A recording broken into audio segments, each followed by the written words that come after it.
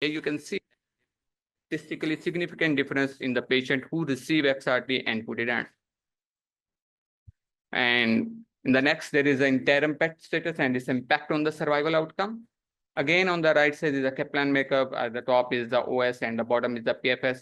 And you can clearly see that 1 of 4 patients had IPET negative and 49 IPET positive. And green line represents the IPET negative patient. And clearly seen that there is a statistically significant difference between the patient has the IPET negative. There is a better OS and better PFS in the IPET negative patient as compared to the IPET positive. And outcomes for the treatment escalation, only 49 patients has the IPET positive, out of which 17 escalated and 32 patients were not escalated. And majority of the patient has the single site disease and 10 patient has the tolerance issues. Again, in the curves, it depicted that no statistically significant difference in the OS and PFS between the patient who escalated and those who didn't. Survival outcome for the IPET negative patient. Here in 1 of 4 patients, 20 patients received AVD. Again, in the Kaplan-Meier curves, green line shows the patient received AVD. There is no statistically significant difference in the patient who received AVD and those who received AVD. So in the adverse events, pulmonary toxicity were documented in 17 patients, 17% patient, majority of due to the bleomycin toxicity, and 15 deaths happened, and disease related in 6 and infection related 7, and rest 1 due to the pulmonary embolism and unknown. In the next slide is a comparison with the RETHAL trial. In our studies, 3-year OS and PFS, there is a statistically significant difference and our responses are lower. But in the ratio-wise, there is only 4% difference in the OS and 7% difference in the PFS. But in the IPET negative and IPET positive patient, the responses are equivalent as compared to the RETHAL trial. There is no statistically significant difference. Here, our conclusion is that the survival outcome in our study were as expected as compared to the RETHAL trial, but inferior.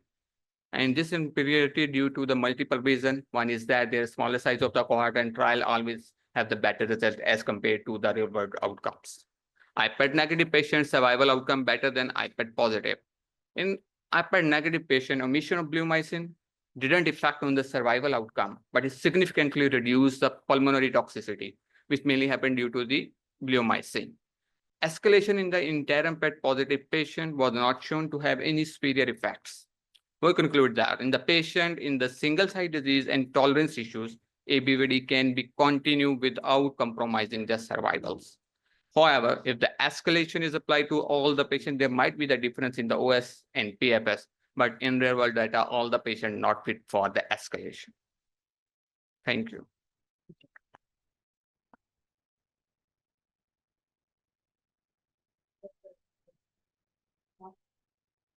I have a simple question. First thing, for the RATHAL trial, for interim PET, what was the Duvel score considered as negative or positive? Duvel score considered the negative as which level? Because at the 3 level, at the level 3. Level 3 was because in comparison, the RAPID trial, they considered 2 to 3. So 3, you're right, 3 to 4. And you said 6 patients had BACOP upfront. What was the reason for giving them BACOP? Is it just the drug availability, or it was? This is basically due to the non-availability of the carbohydrate. No other reason. No other. And was there any difference in their outcomes compared to the patients who had? Actually, the BACOP is actually, as you know, that in the majority of judgments used as a baseline as is equal to ABVD. So there is no difference in the outcome. So there was no difference and no increase in toxicity? No, no increase in toxicity. Okay. Thank you. Okay. Thank you very much. Okay, thank you. I would like to invite our next speaker.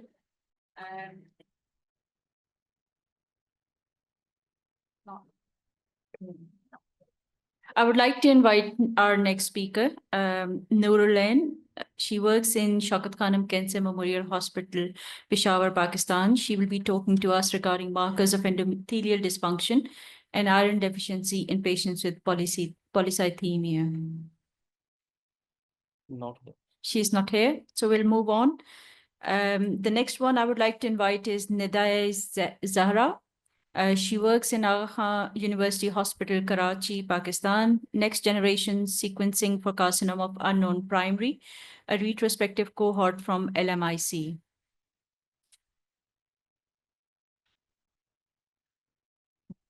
Okay, she is not here as well. So we move on to the next one. Faizan Fazal, Benazir Bhutto Hospital, Rawalpindi, Pakistan. The effect of adding radiotherapy to androgen deprivation. Therapy in men with node-positive prostate cancer after radical prostatectomy, a systematic review and meta-analysis.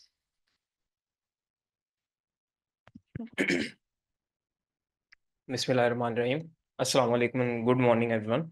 So the topic of my presentation today is the effect of adding radiotherapy to androgen deprivation therapy in men with node-positive prostate cancer after they had undergone radical prostatectomy. So this is a systematic review and meta-analysis that we conducted. As we know that prostate cancer remains a significant health concern worldwide, with its management being a subject of ongoing research and clinical investigation. Among the particularly challenging cases that we face clinically are those cases where men are diagnosed with node-positive locally advanced prostate cancer. So the treatment for node-positive locally advanced prostate cancer is still not final, and it's still debatable whether there should be adjuvant radiotherapy given to these patients after radical prostatectomy or not. So what we did was to identify whether the patients who had radical prostatectomy, whether they should be given adjuvant radiotherapy or not. So there were two subclass of patients, one who were given adjuvant radiotherapy and one who weren't given adjuvant radiotherapy. So we wanted to see whether the effect of adjuvant radiotherapy was beneficial for the patient with node-positive prostate cancer after radical prostatectomy or not. As far as the methodology of the study is concerned, this is a systematic review and meta-analysis, and around 2,000 studies were shortlisted and were searched to identify the relevant studies that were to be included in this systematic review and meta-analysis. And around 3 international databases were searched throughout. And after conducting final screening and data extraction, we were there with 5 studies who were relevant to our inclusion criteria. So we included those 5 studies in our systematic review and meta-analysis. So inclusion criteria, the studies that were included had to have a control arm consisting of only androgen deprivation therapy and an experimental arm that had adjuvant radiotherapy in addition to androgen deprivation therapy. So the exclusion criteria was the patient who had metastatic disease and the patient who had not undergone radical prostatectomy as of yet. So coming on to the important part of the presentation, that is the results. So we studied 3 different outcomes. First of all, I'll talk about the cancer-specific mortality, and 4 studies analyzed the cancer-specific mortality, and we observed that the risk of cancer-specific mortality was significantly lower in the cases who were given adjuvant radiotherapy as compared to those who were only given androgen deprivation therapy and were not given adjuvant radiotherapy. So as you can see that the fixed and random effect model was applied, and you can see the lower diamond that is favoring the addition of adjuvant radiotherapy to this group of patients. The second outcome we studied was the cancer-specific survival, and we also observed in this case, as you can see the middle line, that is the dark blue line as you can see on the graph, that is averaging around 0.50 of the odds ratio. So the group of patients who were given adjuvant radiotherapy had 0.5 less times chances of having recurrence as compared to those patients who weren't given adjuvant radiotherapy. The third important outcome that we studied in our study was the overall mortality. So the patient who were given adjuvant radiotherapy in addition to ADT were associated with a significant decrease in risk of overall mortality compared to those patients who were only offered ADT and not given adjuvant radiotherapy. So as you can see that we analyzed studies here, and you can see the lower diamond that is favoring the pooled analysis of this outcome was favoring the use of adjuvant radiotherapy in addition to androgen deprivation therapy. So throughout the results of our study, we have seen that overall mortality has shown to significantly improve in the group of patients who were given adjuvant radiotherapy after they had radical prostatectomy. And the other outcome, cancer-specific survival, is also significantly impacted by the addition of radiotherapy to the treatment regimen of prostate cancer patients. Therefore, adjuvant radiotherapy would contribute to optimizing local control and preventing distant metastasis and mortality. Whether adjuvant radiotherapy was effective in preventing progression and recurrence according to the extent of nodal invasion was not available in the present meta-analysis. So this is the aspect which can be researched upon in the future research, that how much is the nodal metastatic extent that is going to impact the use of adjuvant radiotherapy or not. So when we say this, we mean to say that if we have a patient who has nodal metastasis and we are deciding to give adjuvant radiotherapy or not, what is the extent of nodal metastasis that we have to decide on which we have to give adjuvant radiotherapy or not. Currently, there is no evidence available on it. So this is the aspect we find out that we can have a research, randomized controlled trial, and meta-analysis can be conducted on this aspect as well. So previous randomized studies had only shown the impact of adjuvant radiotherapy. This is the first meta-analysis that we conducted, and we pooled all those randomized controlled trials to see the effect of adding adjuvant radiotherapy in the patients. So as far as the recommendations of my study are concerned, in node-positive patients, locally advanced prostate cancer patients, radiotherapy can prove to be beneficial after the patients had undergone radical prostatectomy. So adjuvant radiotherapy must be offered and advised to these set of patients to achieve superior survival outcomes. And as far as the overall mortality, cancer-specific mortality is concerned, so future work should focus on risk stratification and identify which patients are most likely to benefit from combination treatment. So we can see that which sort of nodal metastatic extent can decide and can be indicated for having adjuvant radiotherapy after radical prostatectomy or not. Thank you. Okay, so from your meta-analysis, it wasn't very clear to me that adjuvant radiotherapy, what was the locally advanced prostate cancer? How did you define whether it was a T3A disease, node positive disease?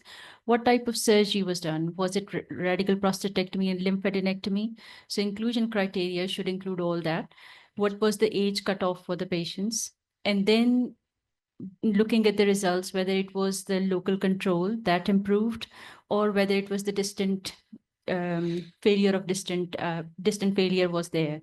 So that was not very clear to me. So ma'am, due to time constraint, I did not add everything into the slide, but definitely we had an age cutoff. And as far as you talked about what sort of the first part of question, radical prostatectomy, or did yes, you include lymphadenectomy? So in all those patients, the included patient, they had locally advanced prostate cancer. So meaning there was nodal metastasis that was present, and the radical prostatectomy that was implemented in these cases involved the excision of local lymph nodes as well. So we wanted to see whether only the wide local excision, the radical prostatectomy, is enough or not in these patients, whether the addition of adjuvant radiotherapy is also needed or not in these patients. This is what we wanted to see. An adjuvant radiotherapy to prostate bed, or did you radiate the lymph nodes as well?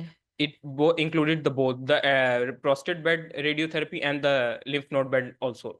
And that improved the local control, or distant failure was not there? So we did not see the local control in the study. We see three different outcomes, that is cancer-specific survival, overall mortality, and cancer-specific mortality. So that might include that or involve holistically the outcome that you are pointing towards.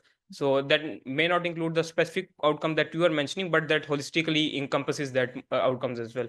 And did it worsen the quality of life for the patients? So again, ma'am, this outcome, the specific outcome that one or two you're talking about, we may not have analyzed that because they were not available in the randomized control trial that we analyzed, that we included on study. But the three different outcomes that are we included, I did show them.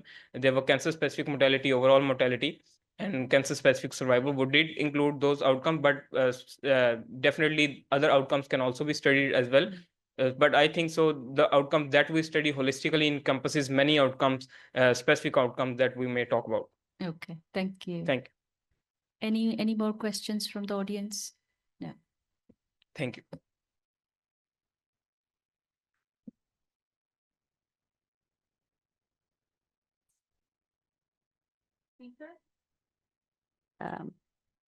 Dr. Mariam Asad. Is Dr. Mariam Asad here? to present sphincter preservation in anastomotic leak patients? No? Okay.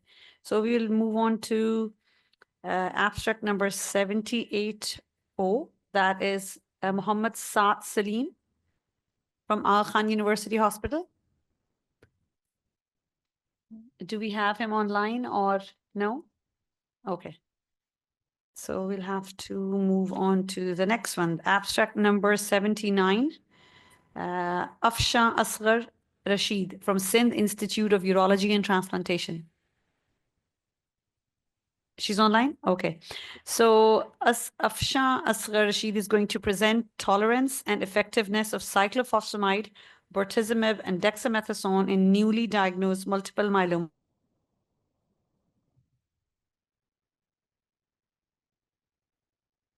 Medication. Presentation. You can start. Yes. Assalamualaikum. Dr. Afshan here. I am consultant medical oncologist at SIUT.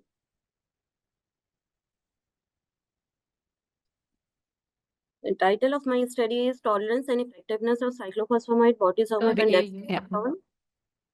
We can't hear you. Make sure she's not mute. Can you make sure you're not mute? Hello? On your side? Are you listening to me? Hello, Hello. Afshan. Can you Yes. hear us? Yeah, I can hear you. Are you listening to me? I don't think she, can you text, can you type? That we cannot hear.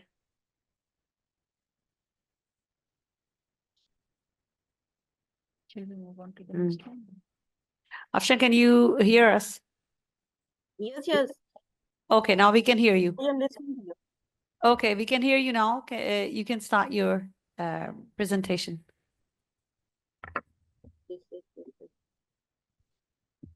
Yes. I am Dr. Afshan sir. I am a consultant medical oncologist.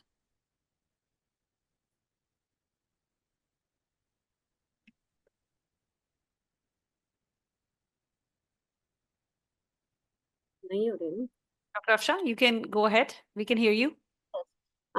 This title of my topic is Tolerance and Effectiveness of Cyclophosphamide, bortezomib, and dexamethasone high-body regimen in newly diagnosed multiple myeloma patient. This is retrospective cohort study and inclusion criteria. Study population is patients with the diagnosis of multiple myeloma who received Cybody chemotherapy in the first line setting at SIUT between Feb 2016 till December 2022 were included in the study. Main objectives are primary endpoint was progression-free survival and secondary endpoint was response rate, overall survival and safety. Inclusion criteria has been already discussed. Protocol consisted of induction followed by maintenance without transplant. Induction consisted of 12 to 15 cycles and regimen is cyclophosphamide, bortezomib and dexamethasone. Cyclophosphamide initially was given in the IV form 900 milligram per meter square or 600 milligram per meter square according to creatinine clearance on day 1 Q21 days. It was switched to 300 milligram per meter square day 1, day 8, 21 days because of poor tolerance of patient. Bortezomib was given 1.3 milligram per meter square subcutaneously weekly Q21 days and dexamethasone dose was 40 milligram weekly Q21 days. If patient showed responsive disease, then they were put on maintenance with bortezomib 1.3 milligram per meter square subcutaneously Q14 days till progression of disease. This is the baseline characteristic of the patient. Total 70 patients were included and 63% patients were male and age bracket was 25 to 75 years of age with median of 55 years and youngest patient was of 25 years and 51.4% patient didn't have any comorbidity. ECOG, higher ECOG was of 2.4 in 51.4% of the patient. Most common presenting complaint was bony ache in 97% of the patient, followed by fatigue and shortness of breath, secondary to anemia in 83% of the patient. Recurrent infection were present in 71% of the patient. Patient presented with fracture also, and low urine output was present in 53% of the patient. In initial workup, we found that 96% of the patient had increased total globulin, and lowest hemoglobin was 4 gram per deciliter with median of 6, and significant number of the patients were transfusion dependent, and 40% of the patient didn't have increased calcium. Symptomatic hypercalcemia was present in 11.4% of the patient, and 28% of the patient had normal kidney functions. Patient presented with kidney injury, their population was 53%, and 19% were dialysis dependent before coming to us. Lytic lesions were present either in skeletal survey or on FDG PET CT. We had FDG PET CT in 55% initially, and significant proteinuria was present in 14.3% of the patient. Higher score of CRAB 3 to 4 was present around 75% of the patient. 93% patient had M protein positive in the serum, and 7.1% patient samples were not available for M protein. And Ben-Jones proteinuria was positive in 57% of the patients. Serum immune fixation was positive in 91% of the patient, while urine immunofixation was positive in 70% of the patient. Most commonest type of immunoglobulin was IgG in 70% of the patient, followed by IgA and then free light chain. Bone marrow examination in all patients had positive bone marrow examination, while extensive infiltration was present in 43% of the patient. We don't have any cytogenetics and no risk assessment because it was not done in our setup. We compared the pre-treatment and post-treatment score, and we used the McNamara test to determine the p-values, except hemoglobin. For hemoglobin, we used t-test score. Pain score, pain score improvement was observed in significant number of patients, and moderate to severe intensity score was changed to mild intensity with significant p-value.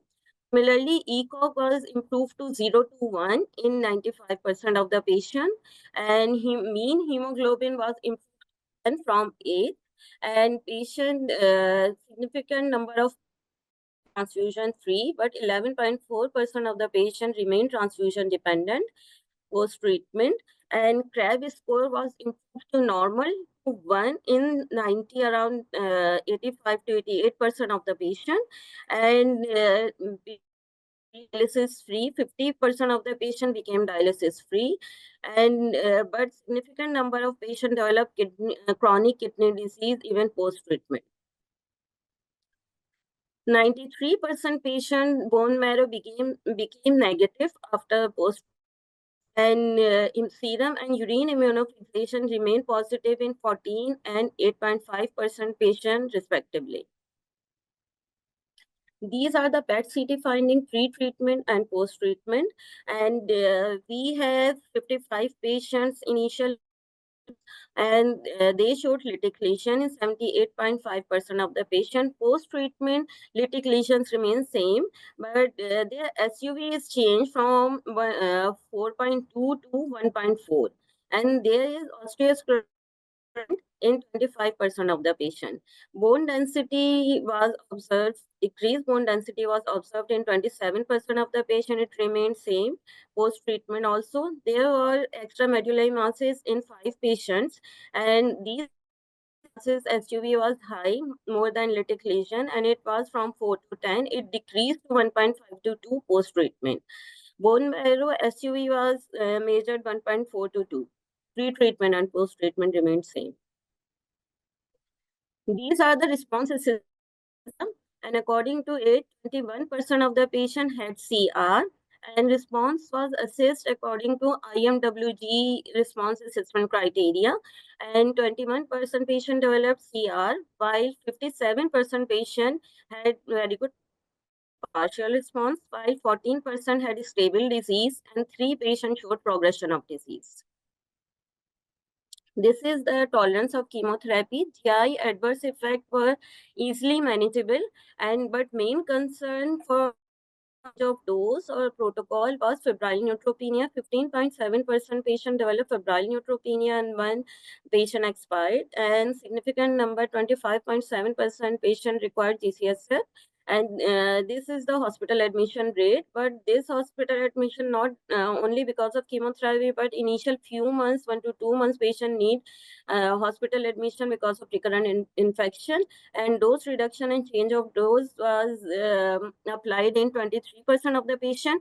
And after this, we changed protocol to cyclophosphamide 300 milligram per meter square, day 1, day 8, Q21 days. There was a death of 2 patients, and these are dialysis dependent patients. We have few observations, and we observed that there was dilated cardiomyopathy in dialysis dependent patient and it reverted to normal with treatment.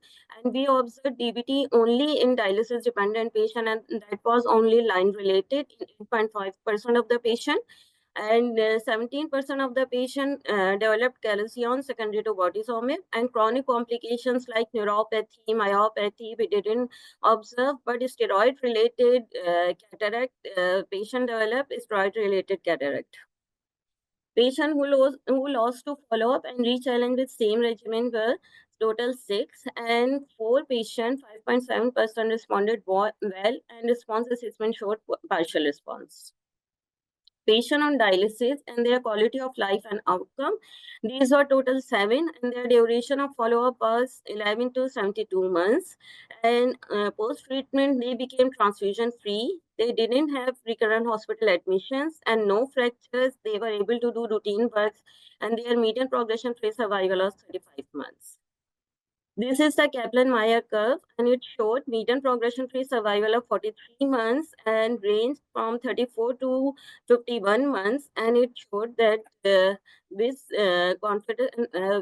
and it showed that patients who lost to follow-up were 14.3%, and progression of disease during induction was 10%, and 17% patients had progression of disease while they lost to follow-up, and they came with symptomatic progression.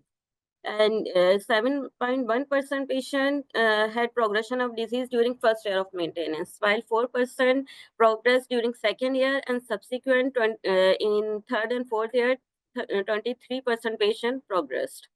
This is the Kaplan-Meier curve of survival function. Overall survival, median overall survival was 48 months and range between 39 to 56.6 months. And we don't have data of 14.3% patient because they lost to follow-up in initial 1.5 year. Till now, 31 patients are alive and they are on maintenance. Total patient expired are 41.4%. 4 patients secondary to natural causes, 6 had progression of disease, 12 lost to follow-up. And when they come, they had progression of disease and they expired early. And 7 patients progressed during induction treatment.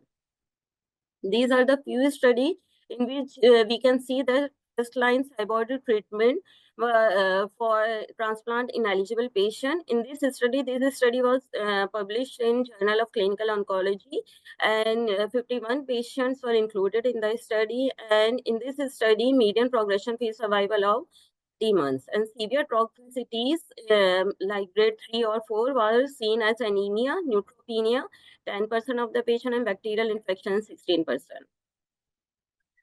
This is the study of Nadia Saeed and et al., and this is from Pakistan, and it showed that Cyborg regimen had CR of 2 and very good partial response of 10 and partial response of 31. And progression-free survival for transplant versus non-transplant patient were 50 months and 26 months for non-transplant patient. This is the study that was published in 2009 and phase 2 study, and it is also for Cyborg regimen for newly diagnosed multiple myeloma, and it showed that 39% CR rate and non-confirmed CR rate was 39%. The limitation of my study is there is no risk assessment, no cytogenetics, and no staging, and no M protein quantification for diagnosis and response assessment. The strength of the study is this is the first study from our region with good duration of follow-up. New schedule of Cyborg is established that is easily variable and cost effective. And cyclophosphamide in this regimen is given in the range of dose is 300 milligram per meter square day 1 and day 8, Q21 days. And it is easily given and bearable in kidney injury patients, including dialysis dependent patients, and without transplant patients have good disease control and quality of life. Thank you for your attention.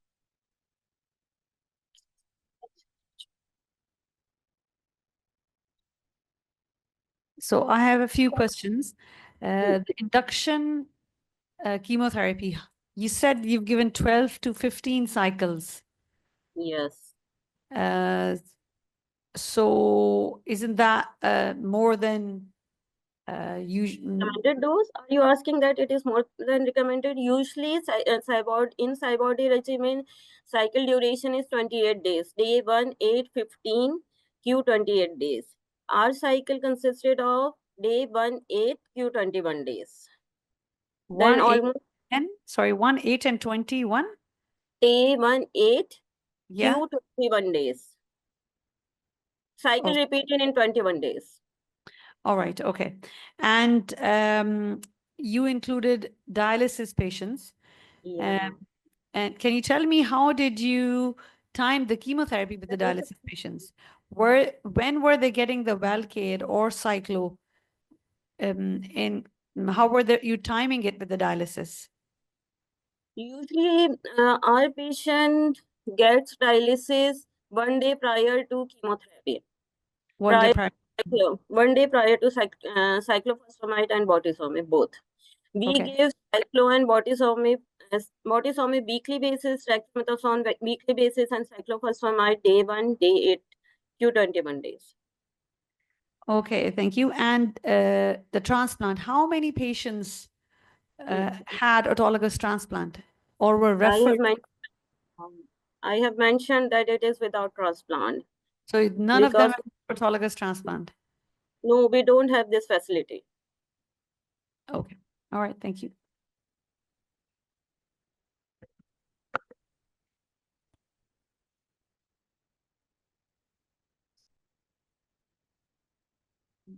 For next talk, I would like to invite Zara Khan from Khyber Girls Medical College, Peshawar. She's going to talk about differential gene expression in pancreatic ductal adenocarcinoma, associated diabetes.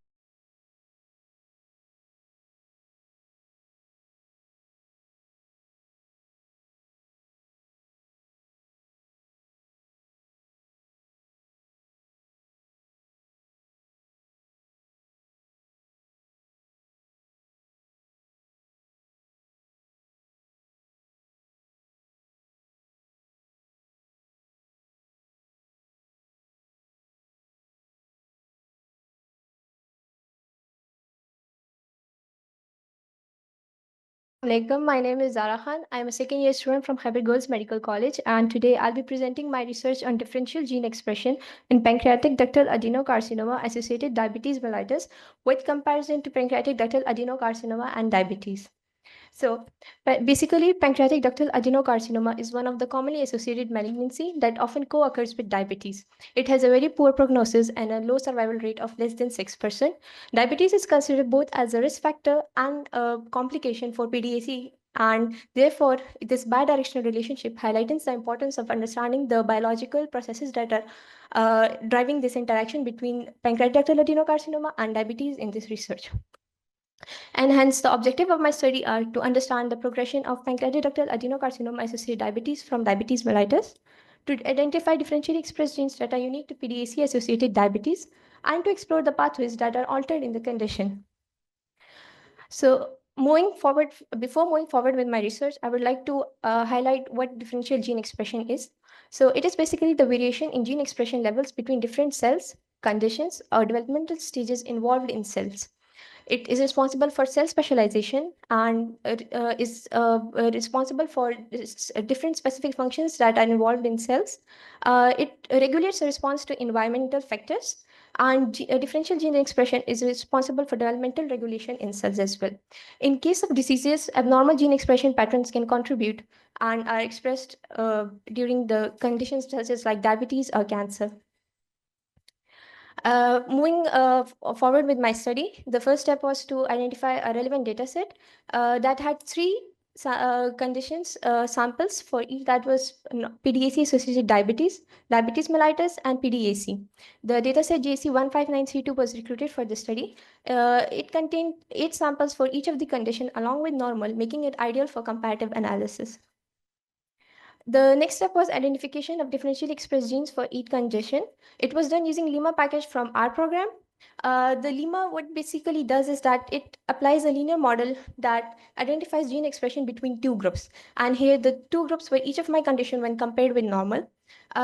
Those results were visualized using the volcano plot that are displayed on the screens for each of the condition. Volcano plot is basically a type of scatter plot that shows the statistical significance on y-axis and magnitude of change on x-axis. The genes, each point represents a gene, and those that are highly differentially expressed are highlighted in each graph with red.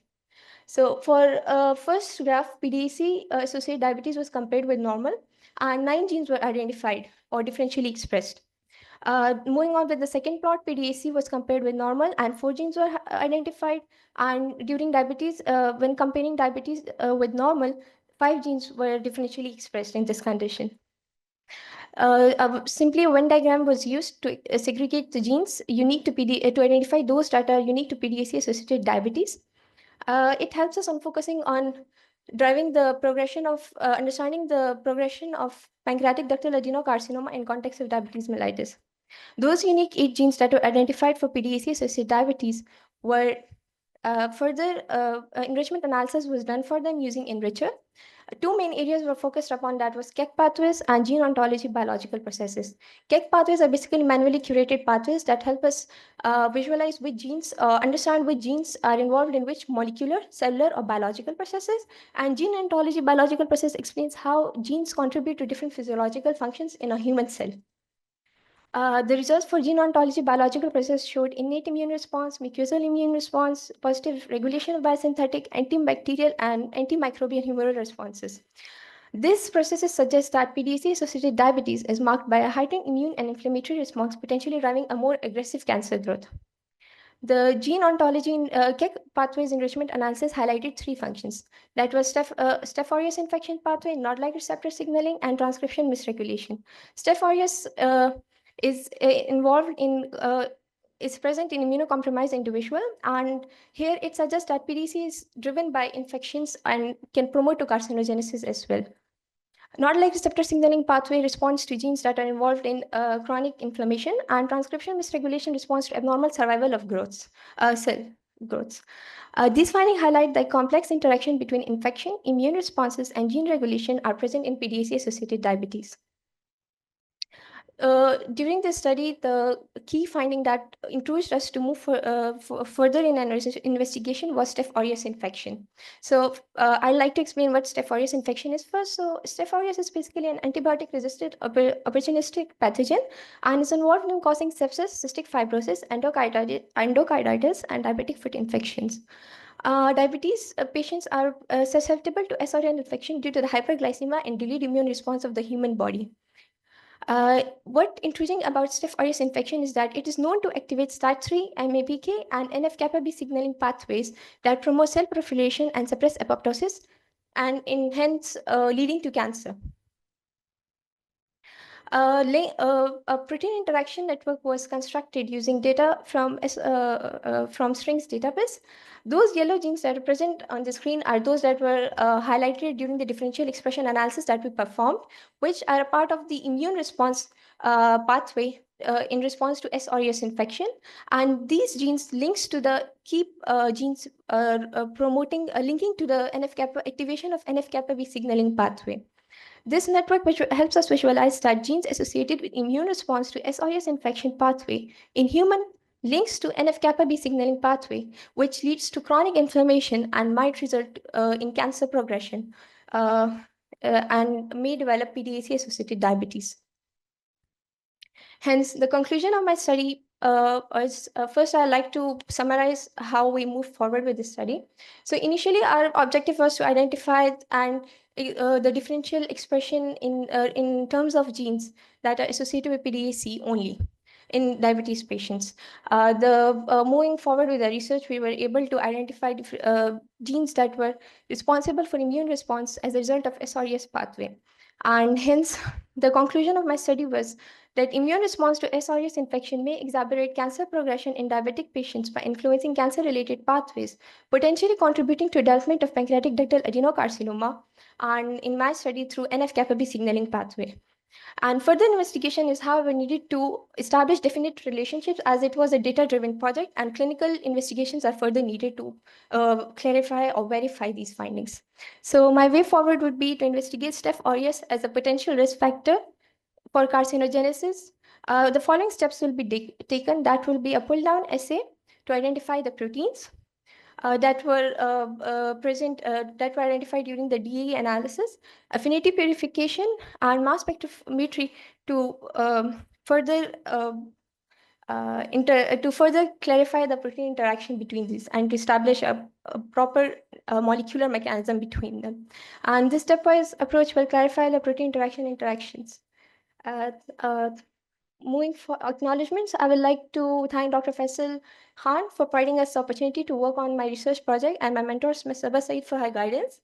I would like to acknowledge Arsalan Riaz Saeed, Tawheed Ahmed, and Muhammad Awais Khan for their assistance. And here my study ends. Thank you so much, everyone, for listening. And if there are any questions or feedback, I'll be open to it.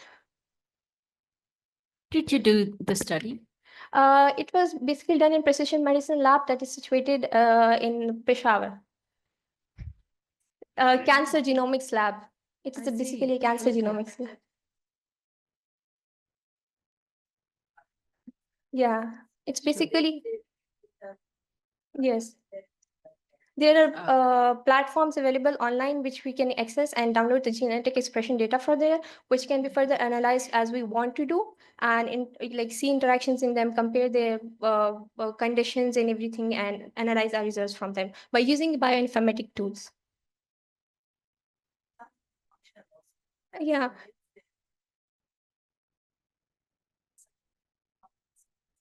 So basically, this is the first part of our study, and it was basically a part of my summer elective programs that I was doing at Precision Medicine Lab, and only we had 2 months to cover. This much work was done only in 2 months. So that's why I mentioned in way forward that my next step would be to, clinically verify these findings. As currently studies are being done on the role of microbiome in cancer, and different clinical evidences are being shown.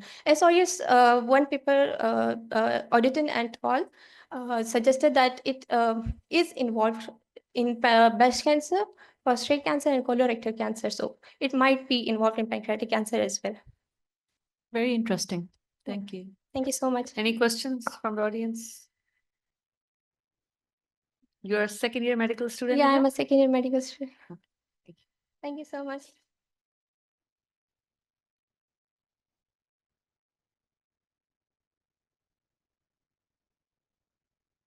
Okay. Our next 81, that is Dr. Muskan Hayat and Syed Aman Shah. Are they here, or are they your doctor? Muskan Hayat, is it? Okay. So we have a talk on etiology specific network reconstruction of hepatocellular carcinoma based on transcriptomic profiling.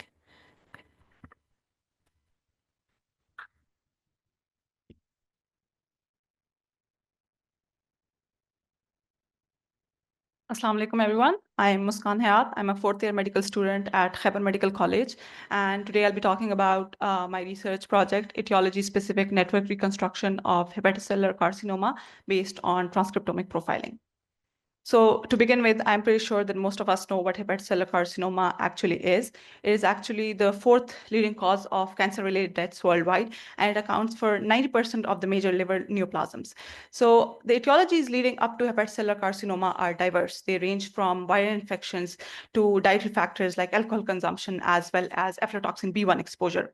But the question is that if such a diverse number of etiologies are leading up to HCC, is it sensible to assume that they do so in the same manner? Because if the stress induced on the cell is different, the cell must also respond to it differently, meaning that there must be some difference in the process of carcinogenesis leading up to hepatocellular carcinoma. And with this background, we came up with our hypothesis that different genes, proteins, and pathways must be involved in hepatocellular carcinoma caused by different etiologies. So with the background of our, I explained the background for the formulation of the hypothesis. And the objective of our research was to identify the differences in the process of carcinogenesis leading up to hepatocellular carcinoma specific to each etiology, and to see if these differences, if any, that we were able to identify could help us identify specific etiology-related therapeutic potentials. And we did this by adopting a methodology that was based on 3 approaches. We used transcriptomic analysis, a network analysis, and enrichment analysis. I'll talk about these in detail as we proceed through these slides. But to begin with, what exactly is a transcriptomic analysis? So a transcriptomic analysis is basically a study of the entire RNA transcript present in a cell or tissue, and it helps us identify the key active genes as well as measure their gene expression levels. So what we wanted to do at this level was that we wanted to see the differential expression of genes between normal tissue and etiology-specific hepatocellular carcinoma tissue. And once we had gotten a list of these genes, we wanted to see whether these genes were upregulated or downregulated compared to a normal. So the first step of our transcriptomic analysis was to identify the relevant data sets for our etiologies. We focused on 4 etiologies in particular. They were hepatitis B virus, hepatitis C virus, alcohol-induced HCC, and MASLD, which is metabolic dysfunction-associated steatotic liver disease. And once we had identified those etiologies, we went on to perform a transcriptomic analysis on them, meaning that we got a list of genes that were differentially expressed between the normal tissue and HCC tissue, and we formulated these results in the form of volcano plots. So before I give you the volcano plots for all etiologies, I want you to take a minute to understand what exactly we are looking at. So on the x-axis, you have the log-fold change value, which tells us how different a gene is compared to a normal, and whether it's upregulated or downregulated. And on the y-axis, we have the p-value, which tells us how confident we are of that change. So it helps us segregate the significant and non-significant genes. So if we have a look at all 4 volcano plots for each etiology, we can already see that there's a difference in the level of disruption that is happening across each etiology. And we went ahead, we correlated this level of disruption with the prognosis, and we found out that HCV, alcohol, and MASLD-induced HCC actually correlated with the prognosis that we had for these etiologies. But interestingly, hepatitis B virus presented with the most diverse level of disruption, but it had a better prognosis. So we dived deep into it, and we found out that the reason for that was that HPV actually incorporated into human DNA. So obviously the genomic instability caused by HPV was going to be greater than the rest of the etiologies. Another reason was that HPV-induced HCC did not develop on a background of liver cirrhosis, and patients with HPV-induced HCC had better liver function reserves after resection, ensuring that they had a better prognosis ultimately compared to the rest of the etiologies. So after the volcano plots, we knew that there was some difference between the etiologies, but we went ahead, we narrowed down our study, we isolated the top 25 upregulated and downregulated genes for each etiology, and we looked for any overlaps between them. It was very, very interesting to find out that despite the numerous differentially expressed genes, there was only one common gene between the 4 etiologies, and that was GPC3, and there were no other overlaps. So after that, moving on to a second part of our study, which was protein network reconstruction. So we took the distinct genes for each etiology, we looked at the interactions throughout the human interactome, and we constructed protein networks for each etiology. I'll show you the protein networks, and it is quite visible from them that these protein networks are very different for each etiology. And when we looked for any overlaps between them as well, it was again very shocking to find out that despite the networks ranging across hundreds of proteins, there was only one single protein that was APP, which was common across all 4 etiologies. And we wanted to ensure this further, that the level of difference that we were getting was actually true. So we went ahead, we performed enrichment analysis. Enrichment analyses are basically done to look at the molecular mechanisms underlying our phenotypes and give us an idea of what therapies and pathways that we need to be focused on. So we did this by performing a KEGG analysis, and we looked at the top 10 KEGG pathways for each etiology, and it was again very, very surprising to find out that there was only one cellular pathway, that is cellular senescence, which was common across not even 3 of the etiologies. It was not even occurring across all 4 etiologies. So at this stage, we had achieved our initial hypothesis, which was to identify distinct genes, proteins, and pathways for each etiology-specific hepatocellular carcinoma. But we didn't want to stop there. We went ahead, we wanted to see what this difference meant from a therapeutic perspective. So we performed a critical analysis of our candidate genes, and we identified the distinct genes for each etiology. So despite the numerous potential leads that we got, I'll be focusing on two here especially. So the first lead that we got was the use of sorafenib as a first-line therapy for MSLD-induced HCC. Sorafenib is one of the 4 drugs that is used for hepatocellular carcinoma, and the mechanism that it works on is ferroptosis-related cell death. So it was interesting to find that MSLD-induced HCC had an upregulation of a gene called ACSL4, which was also a mediator of ferroptosis-related cell death. So it is assumed that if sorafenib is given to patients with MSLD-induced HCC, the sensitivity will be increased because of an upregulation of ACSL4. So that is why we present sorafenib as a first-line therapy for MSLD-induced HCC. The next hypothesis that we presented was the use of a cancer testis antigen-specific immunotherapy approach for alcohol-induced HCC. This group of genes called the cancer testis antigen is very particular and found only in the normal testes and the normal placenta, but it was found to be very upregulated in our group of alcohol-induced HCC, which was again very interesting. And an immunotherapy approach using this group of genes might be useful for alcohol-induced HCC patients. We also identified drug targets that could be repurposed for our specific etiologies, and this will ensure better patient survival rates as well as prognosis. Another thing that I'd like to mention is that the NCBI protocols or guidelines that we have for hepatocellular carcinoma are not etiology-specific right now. And by adopting an etiology-specific approach, we'll not only be improving prognosis, but also patient response rates. So that would be obviously a win for all of us. And then we have identified distinct genes, proteins, and pathways for each etiology, and we have prioritized potential therapeutic targets and drug targets that could be used for each etiology of hepatocellular carcinoma. So I'd like to thank Precision Medicine Lab for providing me the opportunity to carry out this research in a multidisciplinary environment, and my mentor, Arsalan Riaz, especially for his guidance throughout. That brings me to the end of my presentation. Thanks so much for listening in, and I'd love to hear any questions or feedback that you might have.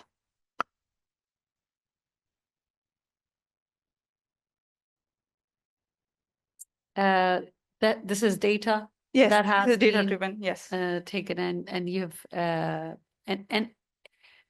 what amount of work do you do yourself on the data analysis, or is this all imported? So we get the data sets from, it's available online. So we identify those data sets. The problem in my research especially was that it was very difficult to identify etiology-specific data sets. We had a lot of data sets for hepatocellular carcinoma, but very few of them had the information regarding what etiology the patient actually had. So the first struggle was to identify etiology-specific hepatocellular carcinoma data sets. And once we had transported those into our laptops, we ran Lima package on them. So we performed a transcriptomic analysis, and we got a list of like DEGs, and then we put up like an FC cutoff and a p-value cutoff to identify the genes that we needed to focus on. Because obviously we had a list of like 20,000 genes. What do we focus on? So we then classified them according to our cutoffs and prioritize them based on our networks and our enrichment analysis. Okay, so what Okay, so like I've said, the potential leads that I presented, they are all leads that I've gotten after a critical analysis of the research that we have on those genes related to other cancer. So we know that there's like cancer testis immunotherapy is used for that one specific group of genes, but what does that mean for alcohol-induced HCC patients? So next step would be obviously to do those experiments on actual HCC patients, at least cell lines at this point, and identify if this is actually translated into actual results. Because at this point we just have data, and is that data being translated into results? country in the world for hepatitis C and hepatocellular carcinoma is secondary to it. Yeah. How would you apply this to our population? So hepatitis B and hepatitis C obviously one of the major leading etiologies of hepatocellular carcinoma. For hepatitis B especially, one of the things that I came across was the use of this C2TA gene of hepatitis B that we could target in our HCC patients. Do we know what is what is the genetic prevalence in our part of the world? Obviously, in terms of etiologies, hepatitis B and hepatitis C are leading I mean, the ones. genes. The genes. So each etiology, as I already said, has a different distinct set of genes. So we first need to identify those genes, Yeah. and then even after that, we need to identify those in our population, because So, obviously yeah, so we have a huge number of patients with hepatocellular carcinoma, Hep B and Hep C, yes, and even alcoholic, and you have hospitals who deal with that particularly. yes, So if you can get your hands Exactly. on those patients or get genetic profiling on those patients and then do the study, what is relevant to our population. yes, that would be That will obviously obviously the- more impactful and Okay, thank you. translational. In Khyber Medical College, What lab? where you can perform these No, I- genetic analysis on our patient population? Not in Khyber Medical College, but I did this study in Precision Medicine Lab. So they do have a wet lab where we could perform these experiments. So these all the genetic sets that you have got, Yeah. they are from foreign studies. Yes, because as I mentioned, they were very hard to identify etiology-specific data sets to begin with. So we first used the data sets that were available. Obviously, the next step would be to, make the study narrower to identify the data sets from the same population to begin with, and then do the study on those, and then, do it in a wet lab and see if those results actually translate into something that we can, call impactful. Sure. Thank Okay. you. Thank you so much. Any questions?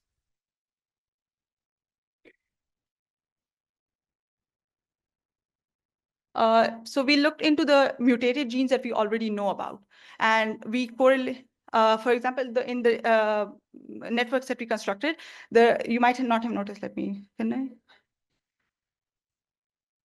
Yes. Yes. Okay. All right. Okay. So basically, one of the parts of my research, which I did not mention here, actually had a slide on it as well, but because of the time constraint, I had to remove it. So one of the parts of the research was to identify the already known mutated genes of hepatocellular carcinoma, identify those genes in our data sets for each etiology, and see if there were any overlaps between the genes that we already know are mutated.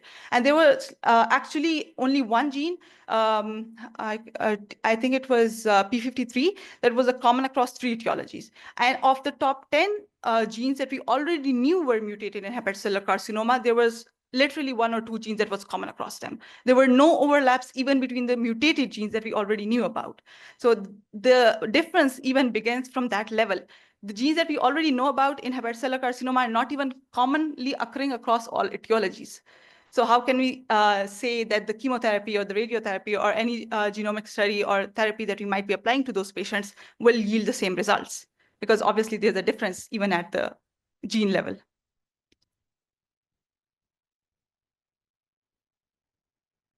That's actually our next step. So one of the data sets that we identified, which was etiology specific, had mentioned that the patient had hepatitis B as well as a history of alcohol consumption. And that was very interesting because at this point, we were looking at only one etiology at a time. But what could it mean that there were 2 etiologies being combined together? So that is actually something that will be moving on in the next step of our research. We have identified one etiology. Let's combine both of them. Thank you so much. Do we have Sayyid Aman Shah from Peshawar? Okay, so we are going to invite Rana Sajawal from CMH Lahore Medical College. He'll be talking about impact of examination stress on premenstrual syndrome among female medical students. Rana Sajawal.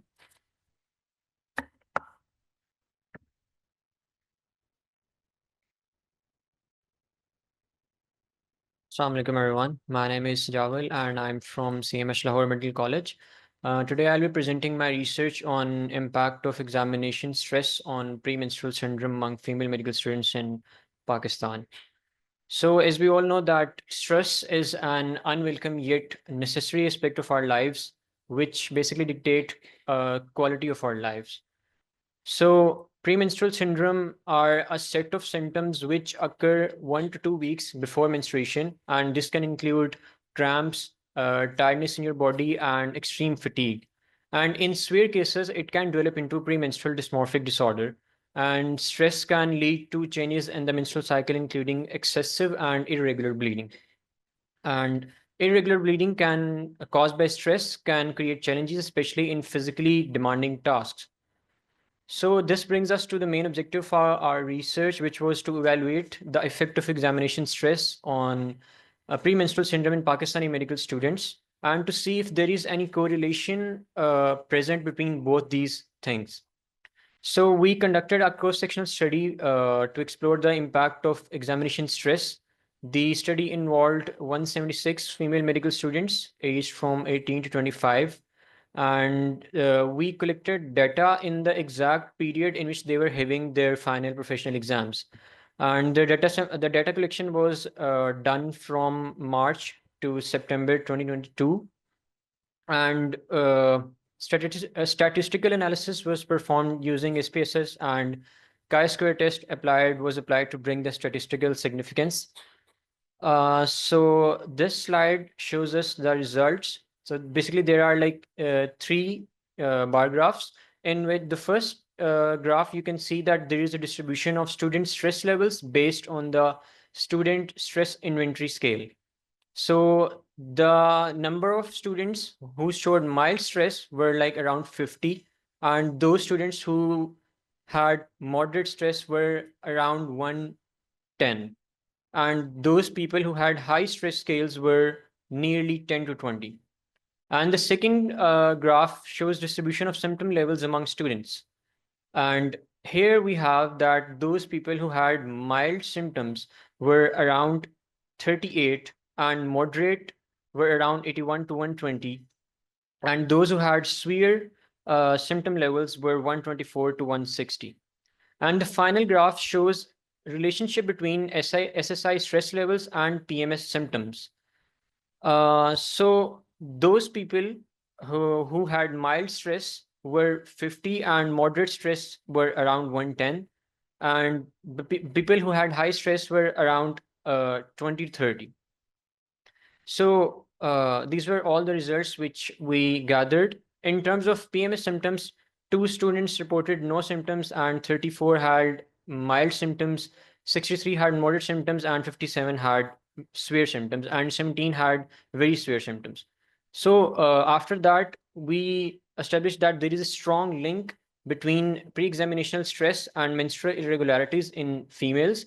And this brings us to the conclusion that we should bring some important therapies which we can give to students, and we should modify our educational system that can lead to a less stress level for our medical students. So yeah, that was my presentation. I'll be welcome for any questions if you have.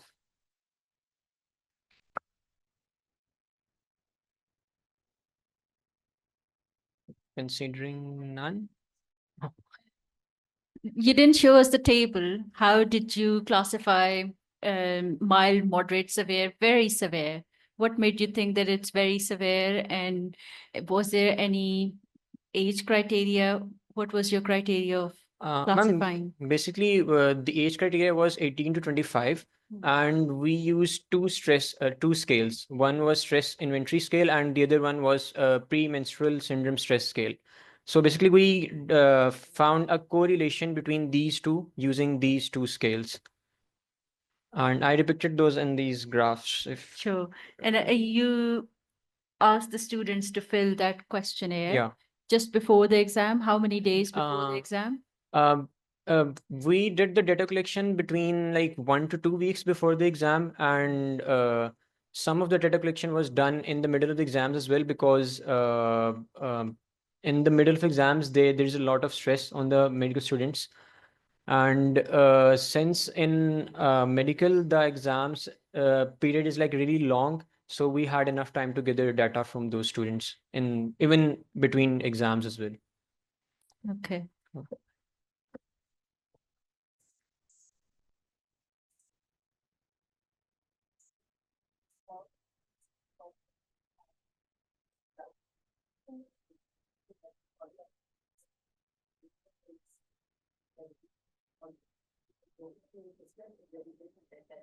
True.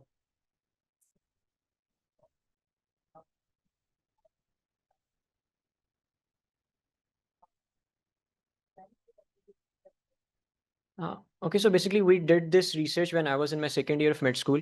So we can extend this research to like Abhi. We did for now we did it just on one med school. So this was a very big limitation in our research that we just gathered data from one med school and we brought our results. So we can go on a bigger scale. We can do a comparison with each professional exam, and we can target more med schools as well.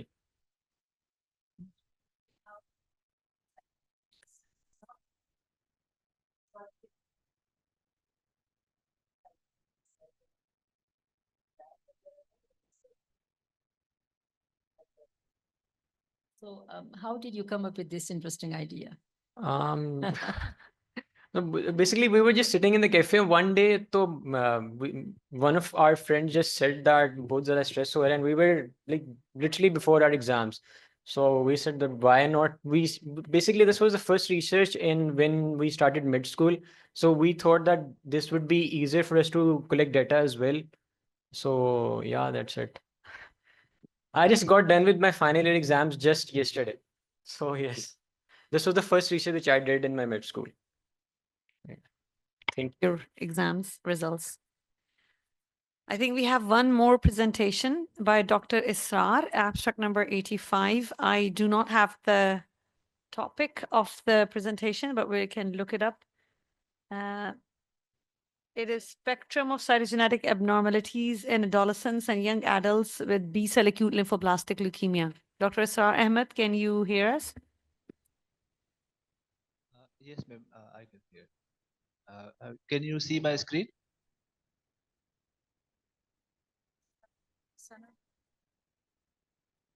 No, it's Dr. Israr. Can you see my screen? Dr. Israr, are you there? Yes, ma'am. Can you see my screen?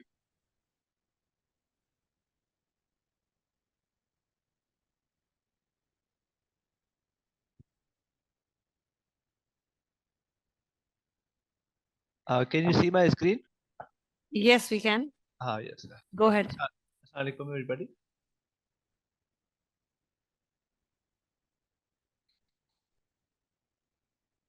Yes, you can start, Dr. Israr. Yes, ma'am. My name is Dr. Israr Ahmed. I'm a consultant pathologist at Sydney Institute of Child Health. Today, I will be presenting the topic of spectrum of cytogenetic abnormalities in adolescent and young adult patients with B-cell acute lymphoblastic leukemia. So a little bit introduction. Acute lymphoblastic leukemia is a malignancy of a B or T cell lymphoid progenitor cells characterized by uncontrolled proliferation resulting in replacement of the bone marrow and all other lymphoid organs. So WHO basically classifies hematolymphoid tumors based on cytogenetic abnormalities. So you can see a table with every category in the end defined by a translocation or hyperdiploidy or hypodiploidy means as cytogenetic abnormalities.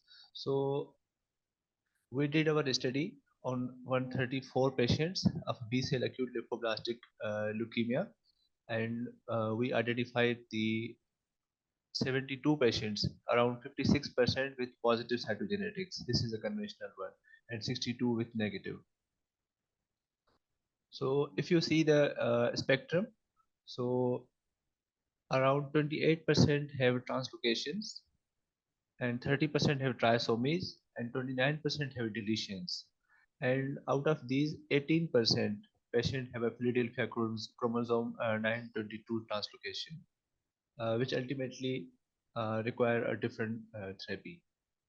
So if we discuss translocations, 922 was the most common. out of 134, around 18 patients have a 922 translocation, which came as a percentage around 13.4%. And other translocations are 119, 13, and 5, 12, and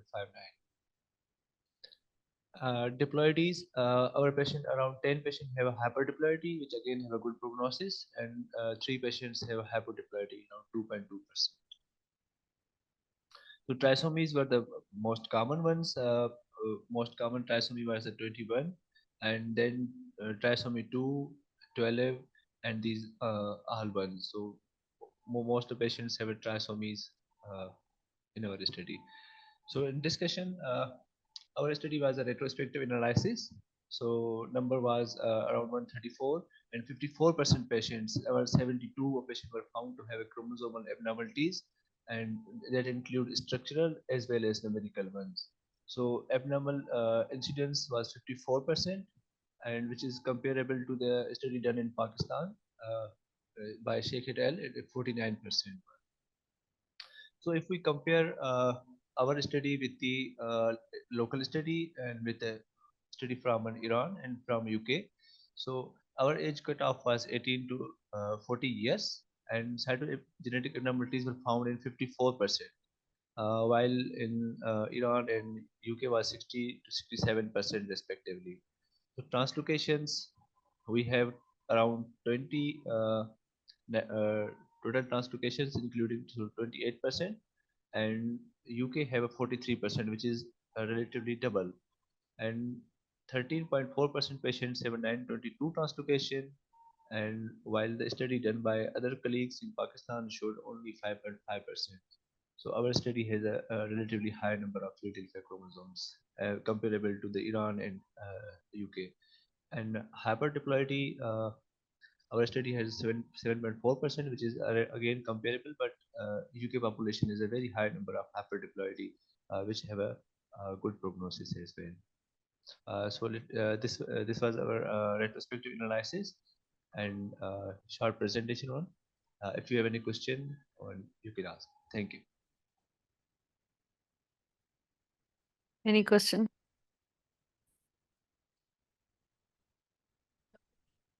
Can you please give the mic?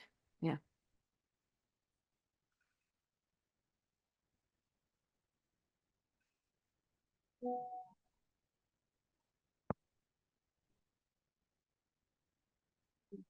Isra, can you hear me? Yes, ma'am. Okay, so you are at SKM? No, ma'am. I was trained at SKM, but currently I'm working at the Institute of Child Health and Immunology. Okay, so this is the data you showed from ALL patients, right? Yes, ma'am. So you said, can you go back to your last slide, please? Yes, sure. Can you see me screen? No, we can't. Okay, so you said total translocations including 922%, and then you say Philadelphia chromosome. What's the difference between the two? Yes, ma'am, as you can see, we have other translocations as well, like 119, 13, 915, and 12 and 59. So 922 translocation is specifically known as the Philadelphia chromosome, Yeah. which was further confirmed on the PCR with the PCR ABL1 probes. So this particular translocation is a very different prognosis, as well as it requires a TKI therapy as well. So Okay, can you go back to your, yes, can you go back to this last slide, please? Yes.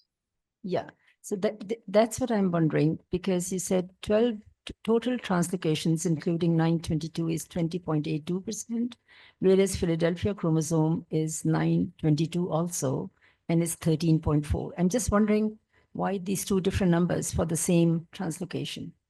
That's all. Actually, we compared 922 because of this, it requires different therapy and prognosis. So this also included in this actually, but we have divided into for. Is this data from SIUT? No, ma'am, this data is from SKM, Shaukat Khanum. Yeah, that's what, because this is my data, I know, that's why I'm wondering. All right, thank you.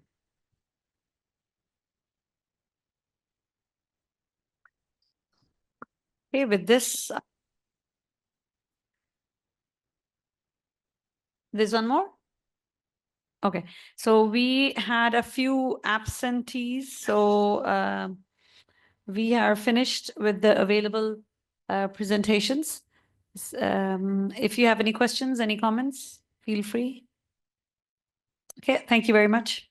We'll conclude. Add कर दिया number and हाँ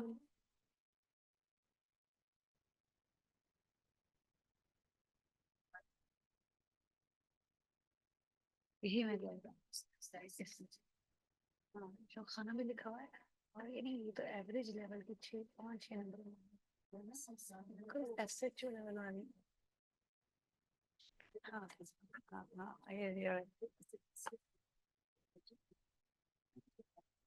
ये बल्कि ना doctor ना ये जो लैबों वाले डेटा है वो भी नहीं आने चाहिए वो जो इतनी हाई फाई तस्वीरें ना आ के आपने कहीं से इंपोर्ट कर लिया फिर आपने लैब में सिर्फ उसको लोड किया I think that works very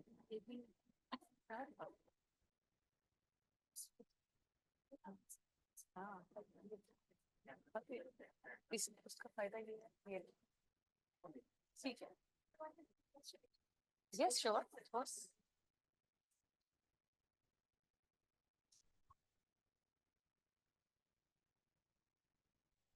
50% were males and 40% were females. And median age of presentation was 3 years, and median duration of remission was only 4.2 months, and 91% relapse were within 1 year.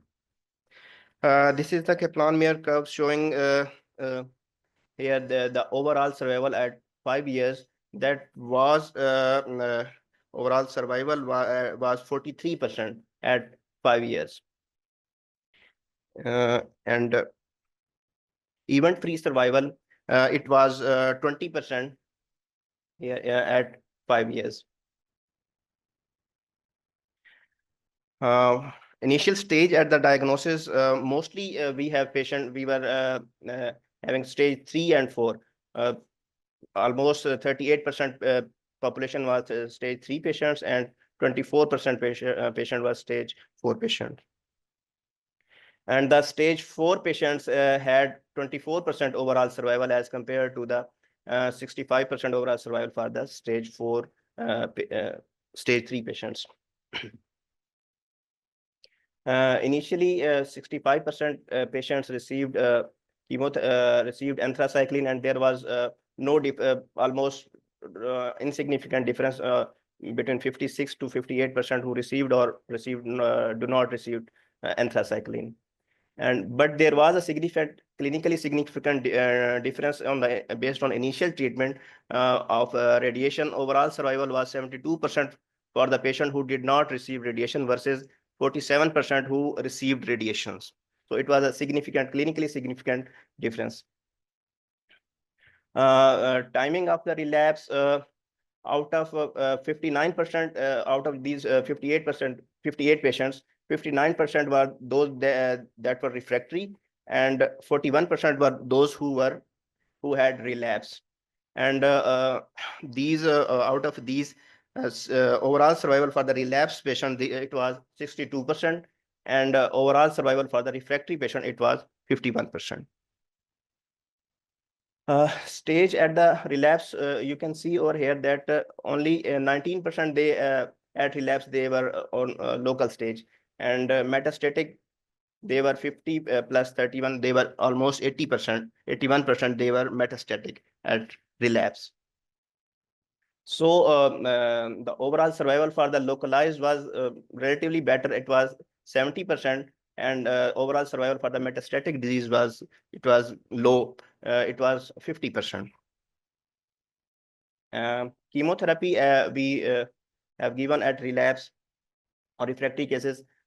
We had carbo-etoposide-cyclodoxo. It was given to the 45% of the patients, and ifos-cyclophosphamide and etoposide ICIS chemotherapy, it was given to the 33% of the patient. And 11 patients, they were straightforward, they were treated on the palliative intent chemotherapy. And out of these 45% patients that were treated on 4 drugs, Here you can see in this bar chart, it shows they 36% patient they were or alive without disease, and they 15% were those that are present with disease alive, and 34% are those who were died, and 23% patient were those who were treated with the 4 drugs and they abandoned this treatment. It was a significant finding. We got that 23% patient they had abandoned on these 4 drug treatment. On the other hand, the patients who were treated with ice chemotherapy, 42% patients were those who were alive without disease, and the 10% were alive with disease, and 47% patients were those who died. And here there was no abandonment in this age group, in this chemotherapy group. So out of 58 patients, 25% alive without disease, and 15% alive with disease, and 21% abandonment, and 37% died in this data. Deaths, 22 deaths out of 58. It means that it has 37% deaths. 12 were 54% deaths due to disease progression, and also 36% with sepsis, and 9% due to the cardiac dysfunction. Here you can see. So discussion, the 5-year overall survival rate in this study is for 43% with a mean survival duration of 28 months. Similar survival rate has been reported in low and middle income countries. There is high treatment-related mortality, and abandonment. Patients who have received radiation previously have worse outcome, and patients with localized relapse have better outcomes. Conclusion, majority of the relapse of womb tumor happen within 1 year after diagnosis. Prognosis is guarded with high treatment-related mortality due to sepsis and cardiac dysfunction, and there is high rate of abandonment in our population. Thank you. I would happy to answer any question from the session. Any questions from the audience? Assalamu alaikum. I am Dr. Ibrahim from Khan Hospital, Pediatric Oncology Fellow. So I have 2 questions. So I see your data contained patients with refractory and relapsed disease. Yes. So what was the definition of refractory disease? Like at what point in time did you decide that now this patient is refractory, pre-surgery, post-surgery? So this is my first question. The second question is, you have showed us the 5 years overall survival and event-free survival and relapse-free survival. But I see that the last patient that you incurred in the study was from December 2023, I guess.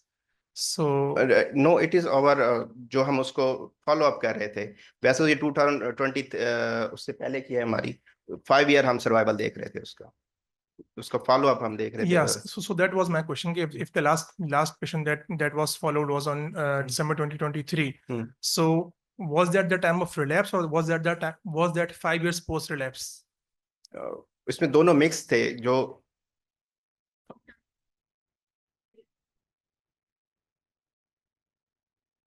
हाँ, ये तो वो थे ना जो from the time of diagnosis, जो उस वक्त से लेके अब तक उसको हम फॉलो कर रहे थे, जो इनिशियल डायग्नोसिस से लेके. और रिफ्रैक्टरी ये थे जो ड्यूरिंग ट्रीटमेंट ही उनका डिजीज प्रोग्रेशन हो गई कि उसको ट्रीटमेंट वो क्योर हुए ही नहीं, तो वो वाले उसमें ग्रुप में थे रिफ्रैक्टरी केसेस. लाइक वही थोड़ी सी कंफ्यूजन है कि like that was after neoadjuvant chemotherapy or that was after surgery, or like at what point in time, like what was the exact inclusion criteria after surgery, और उसकी जब हमने histopathology करवाई और उसके बाद जो हम कीमोथेरेपी दी उस पे भी अगर उसका रिस्पांस नहीं आया या उस प्रोग्रेशन हुई तो फिर हमने उसको रिफ्रैक्टरी लेवल की. Okay fine, thank you.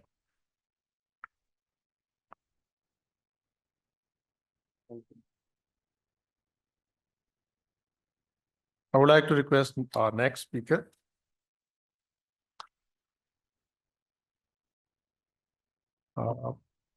Ms. Pia Ali from Shaukat Khanum Memorial Cancer Hospital, Lahore. The topic is strengthening of clinical pharmacy services in oncology care setting through pharmaceutical care plans with pre-assessment and post-intervention data analysis.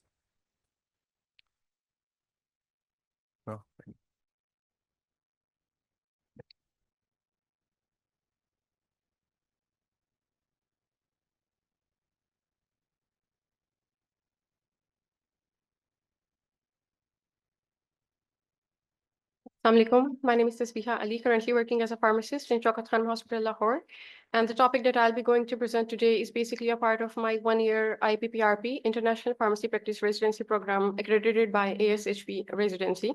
So it was a qualitative improvement project with the title of Assessment of Clinical Pharmacy Services for Inpatient Care, a pre-post study assessing quantitative improvement of patient care plans in oncology care setting. Starting off with the introduction, the definition of care plan, the patient care plan is a standardized interoperable document that allows pharmacists to capture shared decisions related to the patient priorities, health concerns, goals, interventions, and outcomes. The care plan may also contain information related to individual health, social risks, planned interventions, expected outcomes, referrals to other providers, etc.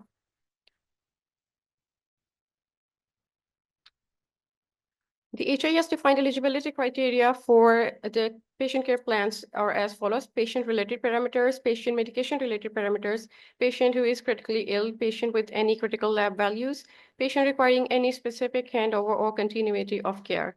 Implement and follow PCP during course of admission to update and intervene where applicable. Now, this is how the PCP module looks like in the hospital information system that we use at our hospital. So I'll give you a brief introduction about it. The first column is about the medical condition. That's basically condition for which the patient is being treated. For instance, AKI, sepsis, epilepsy, anything like that. Next are the current medications, their doses and their schedules that the patient is on currently. And lastly, the drug therapy problem is the problem that we are going to address. And in action plan, we basically follow the SOAP method, subjective, objective assessment and plan pattern, based on which we mention all the patients' previous history, medical, surgical, current medications, any abnormal lab values. And lastly, we mention the plan that we are going to follow.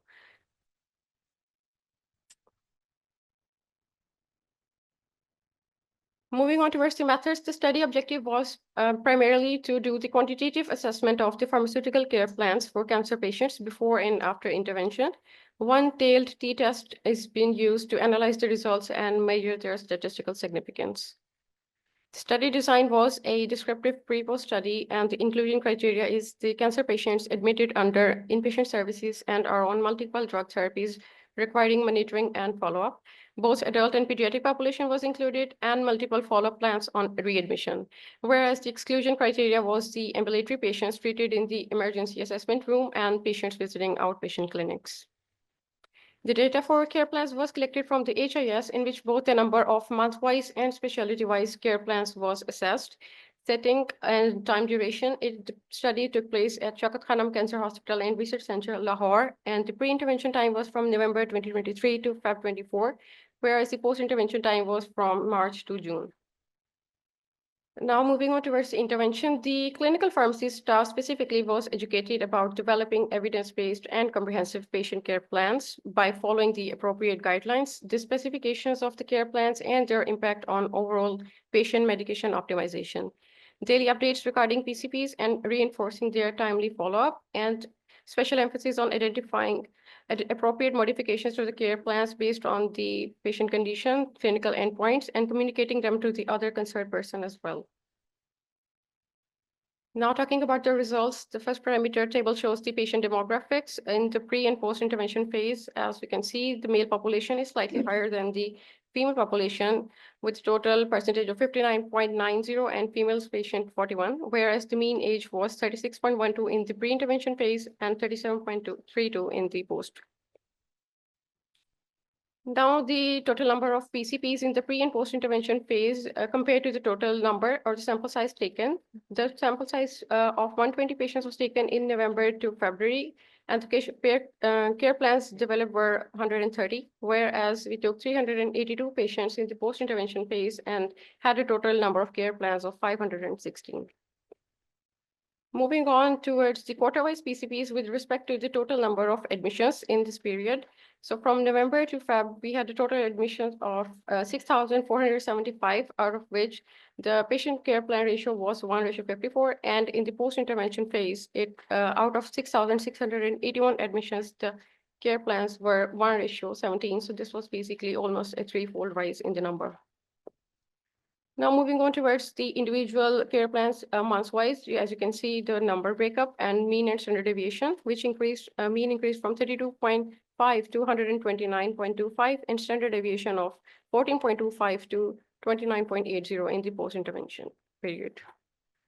Now, the other parameter studied was the specialty-wise care plan statistical analysis, and these are basically the specialties that our clinical pharmacists are actually covering on a daily basis in the rounds. The 7 specialties included infectious disease, critical care, internal medicine, adult oncology, peds oncology, surgical services, and lastly, palliative care. As you can see from the standard deviation and p-value, adult oncology shows the most statistical significant result of 0.0115 and followed by infectious disease 0.233, peds oncology with p-value of 0.0338, and lastly palliative care with a p-value of 0.0095. This is the trend in the form of graphical representation. As we can see, there is the highest number of PCPs in May 24 with 167, and the lowest number has been 19 in the month of November 23. This is the graphic representation of the specialty-wise care plans. As you can see, the colors denoted for the adult oncology in black shows the highest number of care plans with the uptrend, with the highest peak in May 24, followed by the critical care plans, which shows the highest peak again in May 24, whereas the patient care plans for infectious disease and peds oncology were higher in March and April, and palliative care and the surgical services show a streamlined trend throughout this period. Our study shows a significant increase in the number of care plans due to multiple education sessions. The number of care plans markedly increased from 19 to 122 in June and have showed a marked significant increase in most of the specialty-wise care plans as well. Unfortunately, there has not been enough data available on this subject, but there was a study that was somewhat relatable to what we have done here. It was about the consensus clinical pharmacy key performance indicators for pharmacy care provided to the inpatients in Hospital of Canada. It was reviewed and it basically provided information about monitoring and quality improvement of the design KPIs. And the KPIs were actually called as a care bundle. And one of the aspects of this care bundle was designing pharmaceutical care plans. So the method they were using was the number of patients for whom a pharmacist has developed and initiated a care plan divided by the number of patient admissions. Lastly, talking about the limitations and future considerations. Like I said earlier, the scarcity of existing research on this topic limited the comprehensive review and comparative analysis. And in the future, we are looking forward to enhance the quality of care plans along with the quantitative aspect, ensuring full adherence to the international guidelines, ASHP most commonly used, and maximize clinical benefits. And future research also aims to integrate care plans as a key performance indicator in our daily practices, which will serve as a standardized metrics for PCPs and enhance the effectiveness of clinical pharmacy services. Thank you.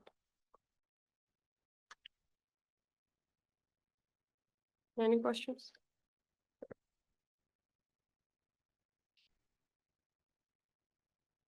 No. Yeah. Yes. This patient care plan is provided by pharmacy.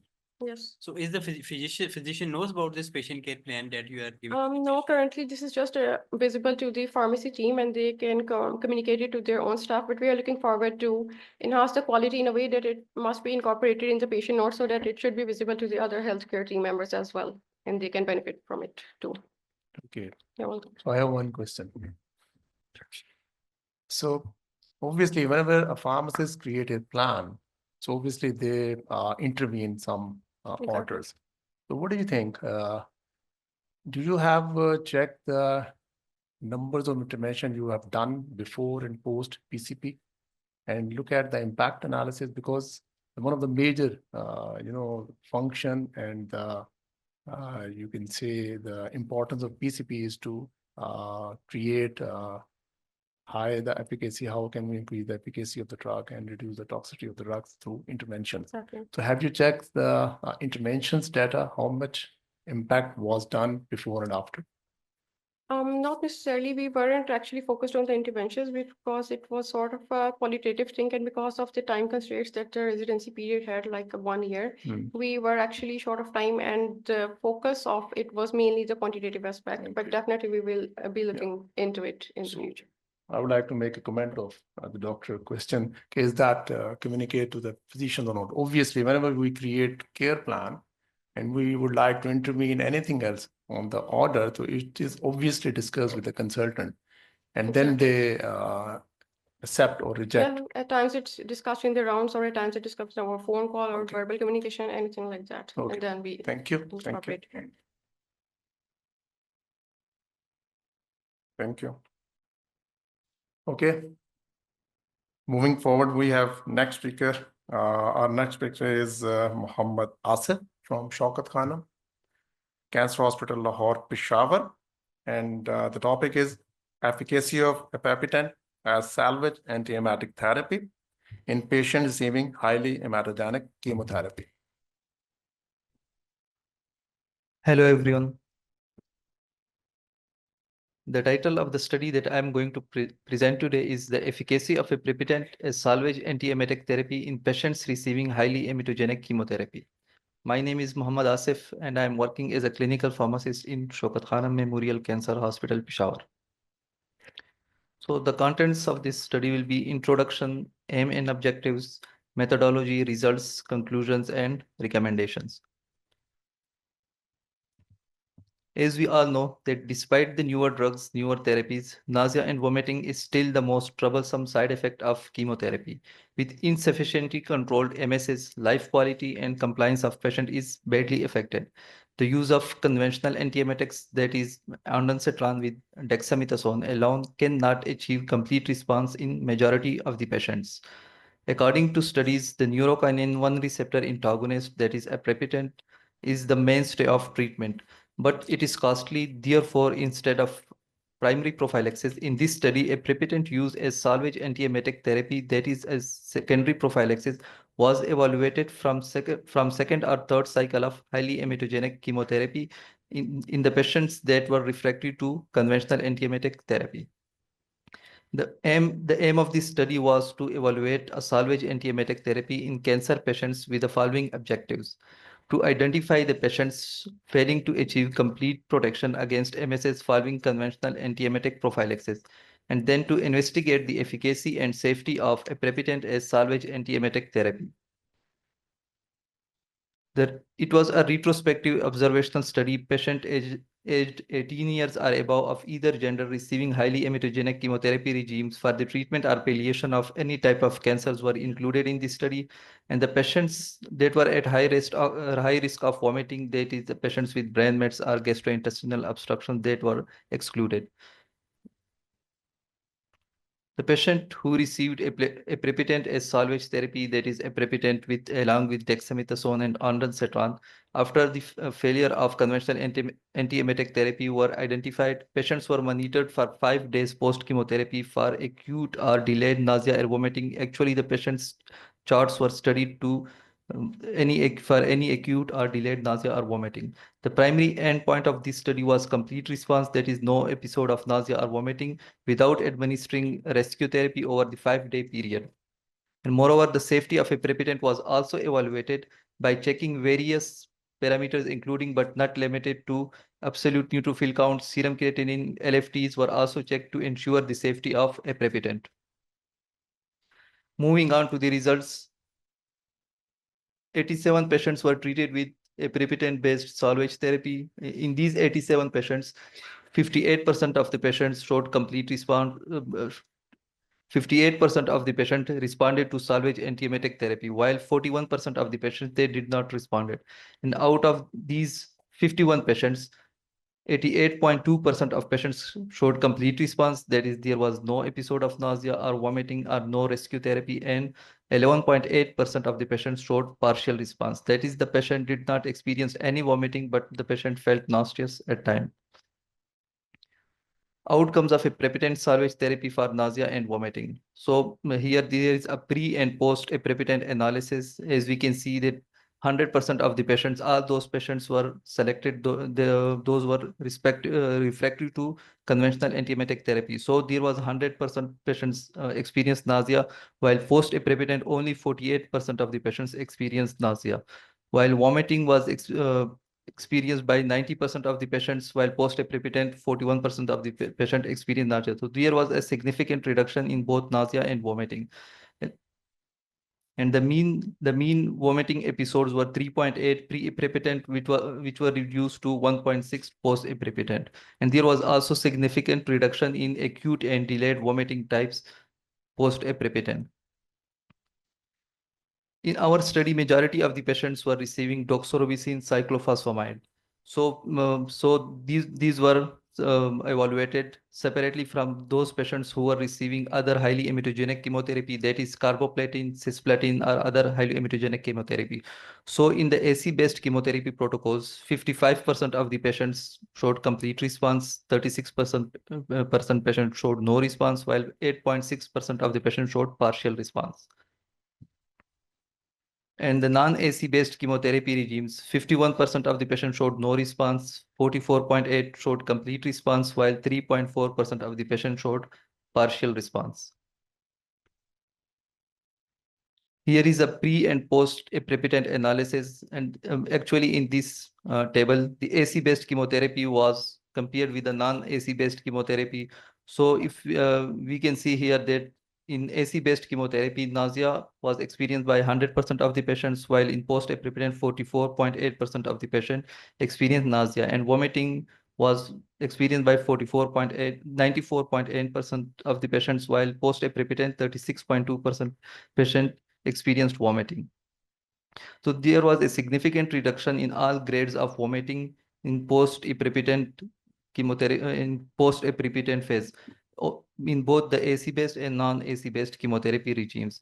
And there was a significant reduction in acute vomiting and delayed vomiting in both protocols. But there is a very significant change, as we can see in the delayed vomiting AC-based chemotherapy patients, 82.8% of the patient experienced delayed vomiting, while post-epiprepitant only 27.6% of the patient experienced vomiting.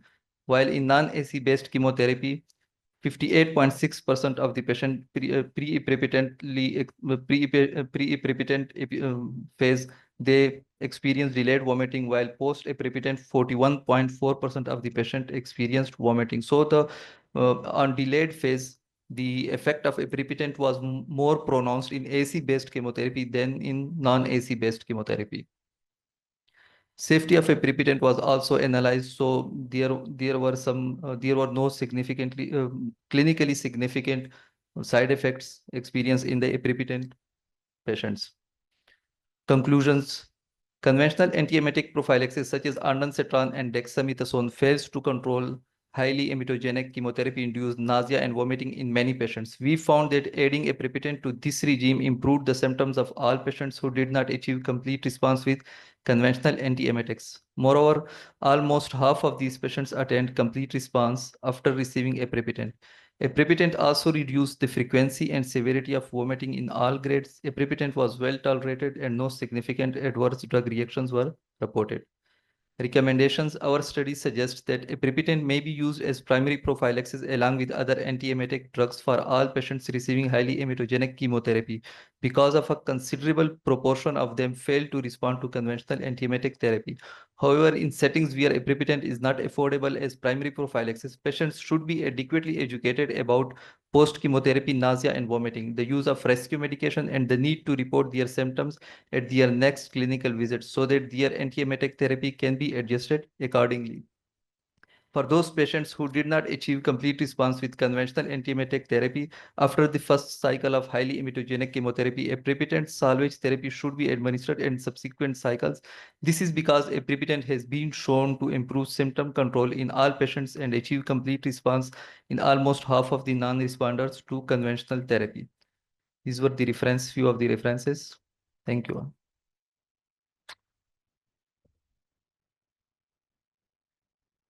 So I have a question.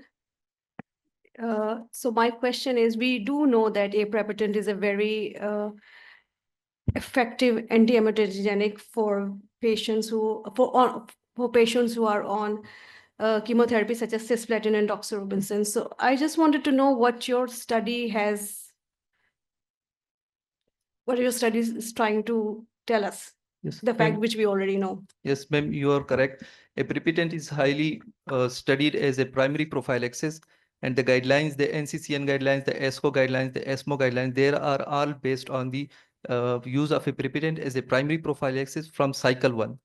From the use of aprepitant as salvage therapy from cycle 2 or 3 is not studied, studied in very limited studies are available in the use of aprepitant as salvage antiemetic therapy. There are a few studies available, but in those studies, only one protocol is analyzed. For example, if I refer to one study, the patients enrolled were all breast cancer patients receiving AC-based chemotherapy regimes. So as a primary prophylaxis, it is very widely studied. You are correct, ma'am. But as a secondary prophylaxis in the patients that are refractory to conventional therapy in the first cycle, it is not very well studied. So what was your criteria to escalate to aprepitant? It was a duration of the nausea and vomiting or episodes of the vomiting? It is not clearly mentioned in your study. Actually, I have selected all those patients that were given aprepitant as a salvage therapy. So, And these were all the patients that did not respond to convention, that is ondansetron and dexamethasone. So, was there any criteria, okay, duration of nausea or episodes of vomiting? So it was decided that patient should be escalated to the aprepitant. Actually, these were patients that already received aprepitant. And when I studied those patients, they were refractory to the conventional therapy. There was no specific criteria that all the patients that experienced nausea or vomiting in the first cycle, they were included in those studies. Okay, thank you. Dr. Halima. Yeah, I'm one of the pediatric oncologists.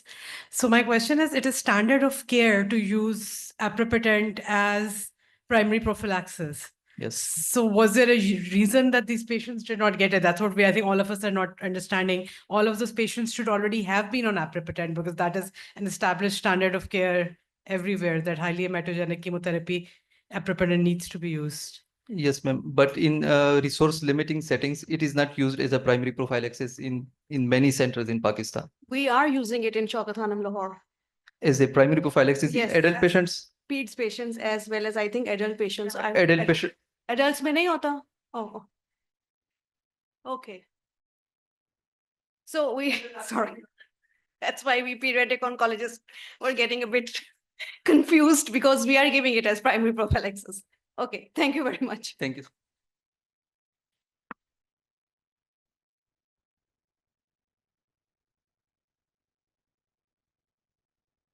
Okay, where is it?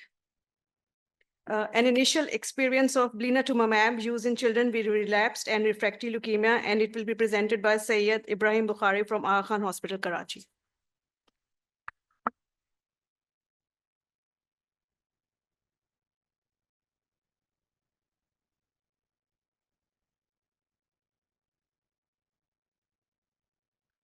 Okay, Assalamu alaikum everyone. I am Dr. Syed Ibrahim Bukhari, fellow pediatric oncology from Aga Khan University, Karachi. So the topic of my abstract today is an initial experience of blinatumomab use in children with relapsed and refractory leukemias, a study from a low to middle income country. For the ease of communication, I will use the word blina for blinatumomab. So these are my co-authors, and Dr. Zaira Faddu was the senior author on this study. So first things first, I have nothing to disclose. So a little bit of background. As we know, the treatment of pediatric B-cell acute lymphoblastic leukemia has become a success story worldwide. We have seen an increase in overall survival from 20% in a few decades back up to more than 90% as we speak. So, and speaking of 90%, more than 90% survival for a cancer patient is remarkable.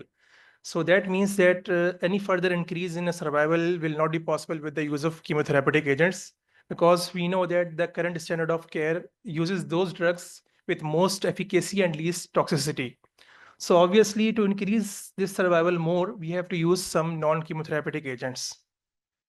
So a few patients who still not enjoy the benefit of this increased survival are those with refractory or MRD positive leukemias. And unfortunately for these patients, the standard of care right now is the stem cell transplant. That is the only curative treatment. But again, there is a catch with this for these patients to go for transplant, we have to make them go into MRD remission. Otherwise, we know that they will relapse inevitably. So to overcome that issue of taking the patients to MRD remission, multiple modalities have been used in the world, which includes immunotherapy as well as CAR T-cell therapies. So among these, the Blina immunotherapy is the one which has been used first and which has been used the most, and it is also the one which has been studied the most. And it has shown excellent results in the Western population, but it is of very high cost. So availability is an issue in LMICs. So the most of the data of Blina is from Western population. It has not been studied in LMICs because of the cost issue, obviously. So we acquired this Blina in 2020 with Amgen, which are the basically manufacturers of blinatumomab, in collaboration with St. Jude's Children's Hospital Humanitarian Access Program. And we give this Blina to 14 patients, and I will share our experience for the same. So the study included pediatric patients of less than 18 years old. It was again a retrospective cohort study, and we reviewed the online and physical charts. And survival analysis was conducted using the Kaplan-Meier method of survival analysis. This study was conducted at the Department of Oncology, Aachen University, and eligible subjects from January 2020 onwards up to 2024 were included in the study. The sampling technique was non-probability consecutive sampling, and the sample size was 14. So majority of our patients were females. Among 14 patients, 9 were those with afferent refractory disease, and 5 were those with relapse and refractory disease. So among those, 80% were those with standard risk leukemia, and 21% were those with high risk leukemia when they were initially diagnosed. Among 14 patients, almost 57% received only one cycle, and 43% receives 2 cycles of blinatumomab. Okay, so after the use of first cycle, the side effects that we observed were, the most common was fever, followed by infection. But the important thing is two patients experience seizures, which is basically a grade 4 or 5 toxicity according to CTCAE criteria. Similarly, after the use of second cycle, again, the most common side effect was fever, followed by infection and neutropenia. Fortunately, this time we did not experience any we did not have any patient who experienced seizures. 9 patients did not go for transplant even after receiving blinatumomab. The reason was because 2 patients were MRD positive even after receiving 2 cycles of blina, and the guidelines says that we cannot offer anything after if the patient is MRD persistent after 2 cycles. 3 were MRD positive, but they became CD19 negative. And as we know that blina targets the CD19 antigen, so if the patient has become CD19 negative, we cannot give them blina. 1 did not complete the blina cycle due to neurotoxicity, and 3 had financial constraints, so they did not opt for stem cell transplant. So we started with 14 patients who received 1 blina cycle. Among those, 6 received 2 cycles, and 5 proceeded with stem cell transplantation. The reason for not receiving the second cycle of blina was 5 patients became CD19 negative after first cycle. 1 patient had CNS toxicity, and at that time we did not know that we can still give blina to these patients. And 1 proceeded to transplant directly after first 1 cycle of blinatumomab. So the overall survival for this patient was 64% in our patients.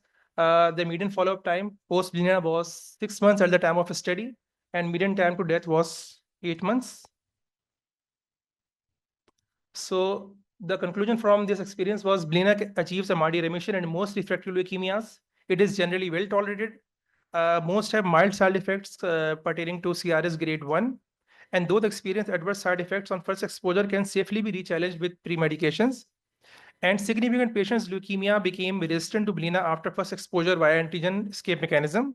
And blina results in good overall survival.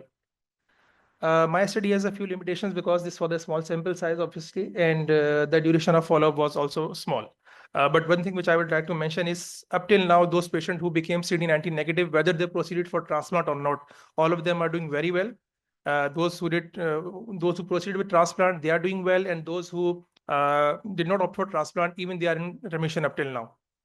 So these are my references, and that's all about it.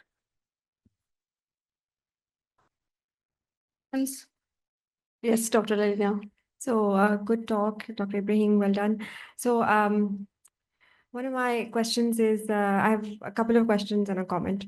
So a question is about patients who are, you're giving Blina when they're MRD positive. I'm thinking MRD positive post consolidation or post induction. Post consolidation, yes. Okay.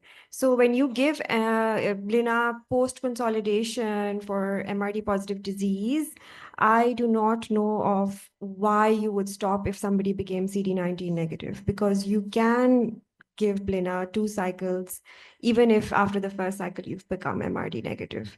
So I'm not clear about that. So can you speak more to that? Should I answer that right now? Okay. Okay.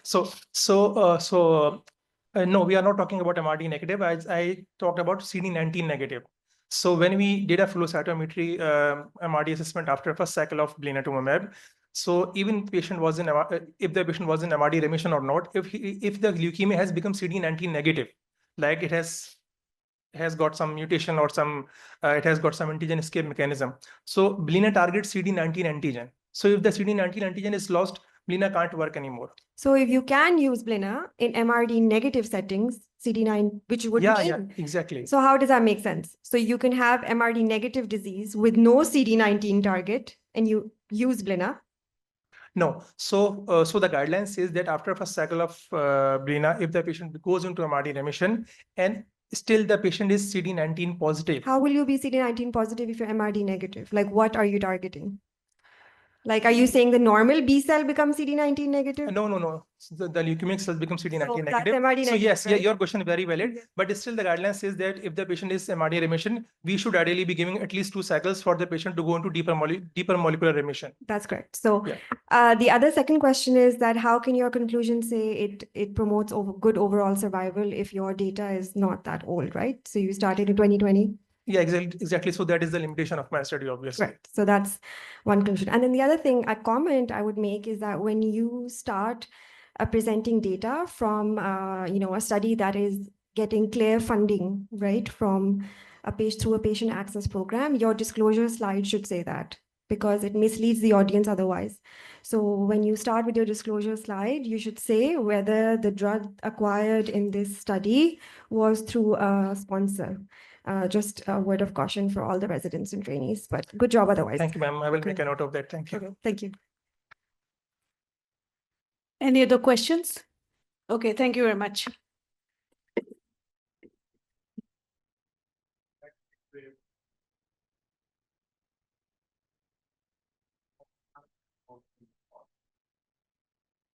And the topic is quality control test results of radiopharmaceuticals, pharmacopoeia compliance and result 2017 to 2024. Okay, thank you.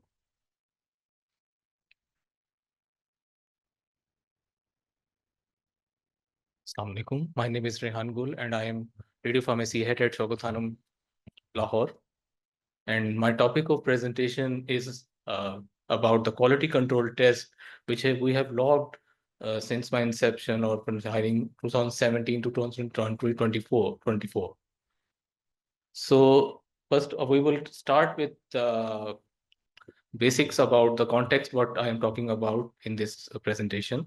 The radiopharmacy and nuclear pharmacy are the synonymous terms. In this, the jurisdiction, this differs with the jurisdiction difference. In the US side, the term nuclear pharmacy is used. In the UK and in the Asian side, radiopharmacy term is used. So these both are synonymous terms. The difference lies with the conventional pharmacy is that the pharmaceutical bit is tagged with a radioactive molecule. And why it is tagged with a radioactive molecule? Because we have to view it on the SPECT CT, single photon emission tomography, or PET CT. To view the patient's pharmacokinetically and dynamically, you have to tag it on radiopharmaceutical or radioactive material. What licensures are required? In Pakistan, if you want to operate a radiopharmacy, you have to have a license from PNRA, Pakistan Nuclear Regulatory Authority. And for the international guidelines, you have IAEA. And IAEA gives licensure to the PNRA. In the general pharmaceutical preparation slide, I'm just showing you one of the 2 processes we do at SKM Lahore, preparation of technetium-99M and gallium-68. We are manufacturing radiopharmaceuticals in 3 basic types. One is a generator-based, number two, cyclotron-based, and number three, the prepared form imported from different countries. So the topic of discussion was about quality control, why it is important. We measure the purity, potency, product identify, biological safety, and efficacy. So what is the purpose of this study? So we have to validate the quality control data in the previous years, because in the case one of the equipment goes down, then the quick decision has to be made by the quality controller or the person who is releasing the batch. So out of the 12 equipment, if 11 are fine, and you have to have validated data that my percentage purity never went below the 95% mark. For that, you have to pull out the data for each and everything you have done in the past years. For that, you need data validation. Number two, the FDA grants you conditional release criteria for releasing radiopharmaceutical, because these are short-lived. You cannot wait for hours and hours and decide what to do. And you need small, quick decisions, and one of this is the conditional release. So condition has to be defined by the end user and it has to be validated. And number fourth, it helps in root cause analysis. If you know your QC failures in the past 7 years, we have almost 89 events in which the quality control was failed, and we identified the causes and we reached the root cause and then mitigated the effects and prevented in the future. So these are the brief equipments which we use in the quality control testing. We have two HPLCs, gas chromatograph, TLC scanners, multi-channel analyzer, dose calibrators, endotoxin test quantifier, bubble point test apparatus, air particle counter, osmolarity calculator, and many more. So cumulatively, if we track down the 7 years data, the technetium-99 nm related radiopharmaceutical, the target limit was 95%. In the past 7 years, cumulatively 12,000 quality control procedures have been performed, and the RCP remained greater than 97%. For the gallium-68 labeled radiopeptide, that's a generator-based system, and we started this service in 2019. And total 600 productions have been done, and radiochemical purities are greater than 98%. The target was 95%. Lutetium-177 radiopeptide was started almost 2 years ago, and its purity is about 98%. 18 FTG quality control from 2017 to 24. In the 7 years, we have 1900 batch productions, and the RCP mean RCP is about greater than 97%. So in the case, what is the significance? If HPLC is down, you cannot rectify the HPLC in 1 hour time or 2 hour time. You have to make a quick decision of releasing the batch or not. So either of the you have a backup equipment for it ready in the ready form, or number two, you have to have a validated data. So this data is presented yearly to our consultants for the review, and that helps us in releasing the batch in the crunch times. Similarly, it goes for the GCFID. We do it on F18 FTG and gallium-68 products, because ethanol is used in the production of F18 FTG and gallium-68 radiopeptides. So the limit or regulatory limit is 0.4%, but we never crossed 4%, sorry, and we never crossed it 0.5% for the gallium-68 and 0.2% for the F18 FTG.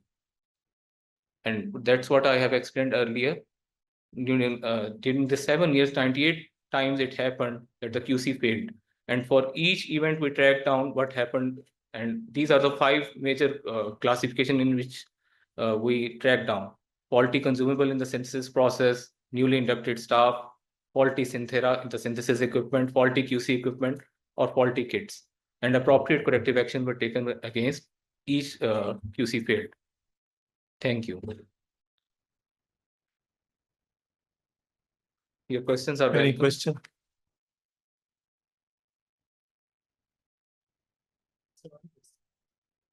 Mentioned dispensing end.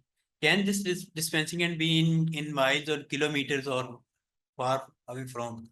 Yeah, actually, the service in Peshawar, PET City, started in 2019. And from 2019 onwards, we are providing F18 FTG synthesized at our center, and it is being transported safely to the distant site at Peshawar. And that is packed inside a default F18 FTG container with type A package. So exposures are taken by the third party inside our department, that is medical physicist, and the radiation safety officer signs a dosimetry record, and then The quality control batch release form and the production record is sent to the Peshawar, and they receive it and keep in the log. So all the regulatory requirements and the international requirements are met for that. And that is a very unique thing, because you have to send 10 times more activity than the routine. For example, in Lahore, we are utilizing 70 GBQ for 3 PET CTs and 2 outside vendors in Mol and PKLI. For the Peshawar, we have to send 70 GBQ alone for 4 to 5 patients, because we have to decay correct the radioactivity. So high amount of activity being safely transported to Peshawar from past 4 or 5 years. My question is that the correct dose is reached there. Yeah. So when the drug reached in Peshawar, that's in a correct dose, because decay, any decay. There are 2 factors to it. Dosing is also related with the F18 part or the radioactive part. The batch, we have the 3 basic batch release criteria. You are very right in technically asking the question that what is the basic release criteria for the F18 FTG? That is radionucleic purity, identity, and sterility. The 3 tests, these are designed that are completed within the first 15 minutes of the synthesis. So once these 3 tests are completed, dosimetry is completed, then the activity is dispatched alongside the certificate of analysis for that production. So quality certificate is always there in the hands of the receiving staff. So they know they are receiving the quality product in the defined quantity. And in the case, for example, there is unforeseen delay in the traffic issue, or sometime motorway is closed, or during the winter season, then there are instances when there is no list because the activity decayed during the transportation. We can never stop the time. That's our limitation. Okay, thank you. Any more questions? Anything? Okay, thank you. Thank you.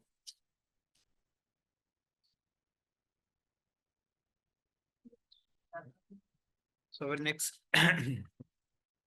presenter is Sadia Anjan, and she is presenting multi-institutional study of presenting features of patient enrolled on national standards of care protocol for treatment of retinoblastoma.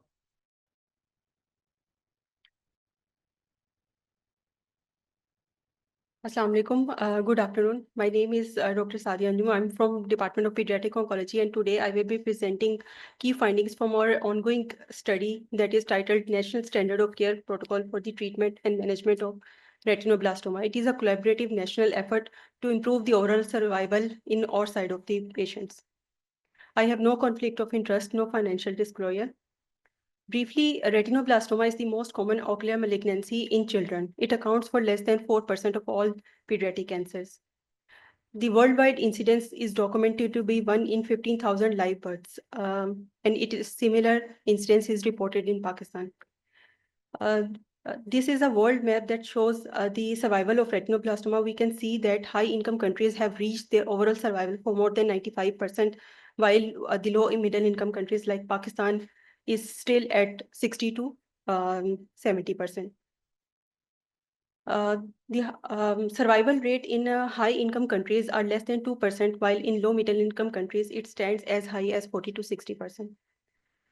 So, according to researchers, the lack of comprehensive registries, insufficient reporting mechanism, limited access to healthcare facilities, lack of awareness, educational challenges, limited retrospective data availability in Pakistan. All these factors led to us to in need to have a proper standard of care protocol in our side of the population. So we collaborated with Pakistan Society of Pediatric Oncology to launch this project with aim to diagnose, treat, and collect information of all children with retinoblastoma according to a standardized protocol at all institutions across Pakistan, resulting in greater accuracy in diagnosis and improved survival, with primary objective to collect national level data for presentation and clinical features of retinoblastoma to determine the overall survival in patients, especially with unilateral non-metastatic retinoblastoma. I will be focusing more on the primary objective. It's a multi-institutional observational non-interventional standard of care and management study. National Bioethics Committee approval was obtained at the start, followed by individual IRB approval from each institute. These are the centers that are participating all across Pakistan in this study. It started in late 2022, and we were planning to follow patients for the next 24 months, so it will be ending by the December this year. We will be following each patient post-treatment 5 years. It's a still ongoing prospective study, and the data is being collected on the online standardized REDCap forms.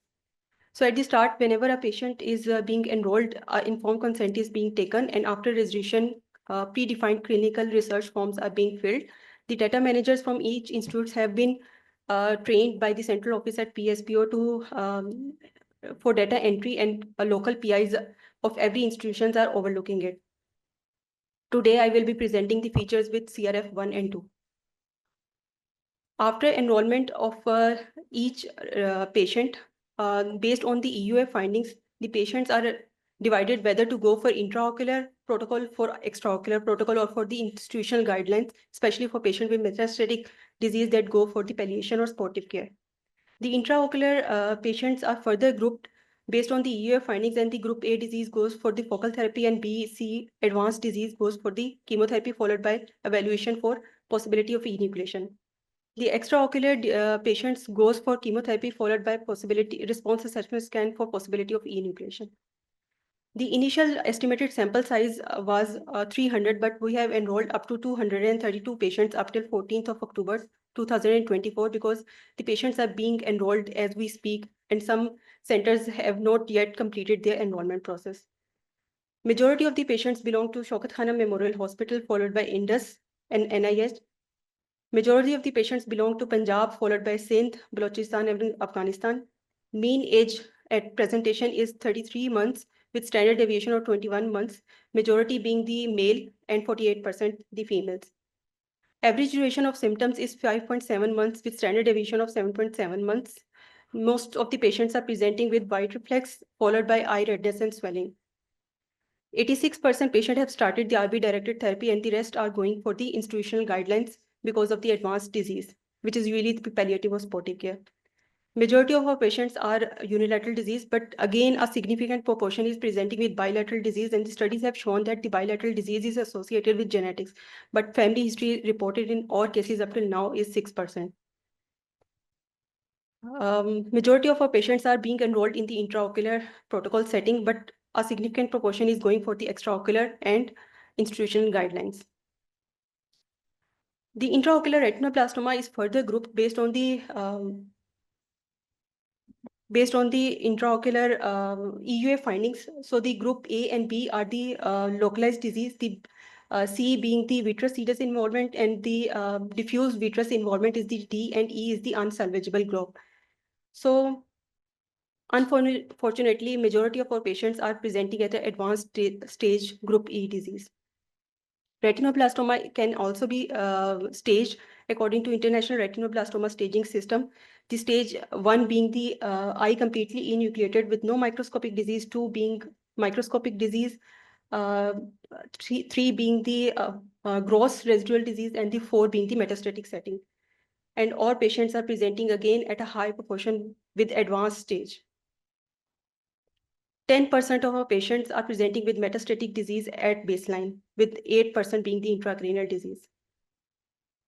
The International Classification of Retinoblastoma classifies them into very low risk disease, the eyes that have localized disease away from the critical structures, low risk with involvement of critical structures like retinal artery, C being the eyes with vitreous involvement, D with diffuse involvement, and E unsalvageable globe. And unfortunately, again, our patient is presenting at a very high later stages. So as it is a prospective ongoing study, so 129 patients are still on active treatment, with 8 patients abandoned. Unfortunately, 2 patients have died. We were able to salvage 20 patients. Enucleations were planned 84 patients, which is a very high proportion in our setting. The enucleation completed as per recommended timelines were 77 patients, with 58 upfront enucleations because of the advanced stage at presentation, 19 during chemotherapy, 2 after chemotherapy, and 5 patients refused treatment. So despite so many strengths of this prospective ongoing trial, we are still having data variability coming from different institutions. That is a big challenge to standardize it, and it is a single arm study. So we are not comparing or randomizing with other different protocols at different institutions.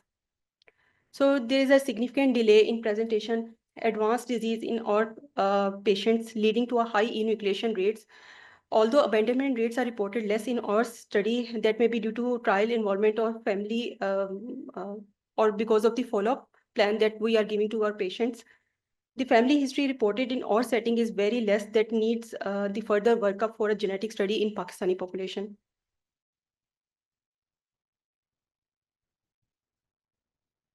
So this is a first national level study that sets a foundation for future research and intervention aimed at early detection and standardized treatment for retinoblastoma patients all across Pakistan.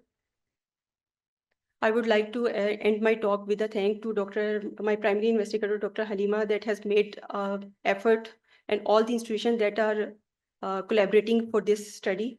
In the 2022, we presented our retrospective data analysis, and we are here for presenting our ongoing trial, and we are hoping to present our outcome data further by the next year, inshallah.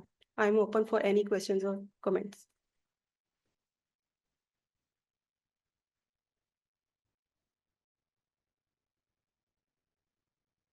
Hi, thank you. And very nice collaborative effort. I'm Dr. Mohammed from UK. I'm just wondering that what is the reason for this late presentation, and did you try to further dissect your data and see whether there is a gender bias, for example, or rural and urban patient bias, or some factors that can give an idea what is the reason for this late presentation? So up till now, it's an ongoing study. So I am documenting only the data that we have collected so far.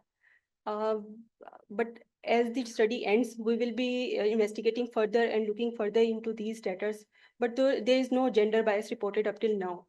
But definitely the late presentation is because of the lack of healthcare facilities, lack of awareness, educational challenges that we face in our side of the population.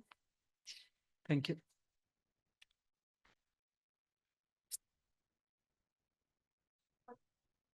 So, Dr. Sadia, one question. Just so you reported a surprisingly low abandonment rate of 3.6%. You want to comment on that? Like, is that surprising for you? Yes, that is because the researches in other side of the world, the high income countries and overall have showed a abandonment rate of 15%. But in our setting, it's less than 4%. So first, the protocol is still ongoing. The other institutes have not reported their patients. It's majority of the patients are from Shaukat Khanum. So this may be a limiting study because once the study is complete and the patients are being followed later, we can have actual abandonment rate. Maybe it's more from the other provinces. And second, I think the patients were being enrolled and they were consenting, they were signing a paper agreement. So maybe they were aware to go for the follow-up and not abandon before. And then obviously with more time on the study, you may find yes, the people actual abandoning later on. Not, yes, the actual abandonment rate, we will follow with that. Okay, thank you.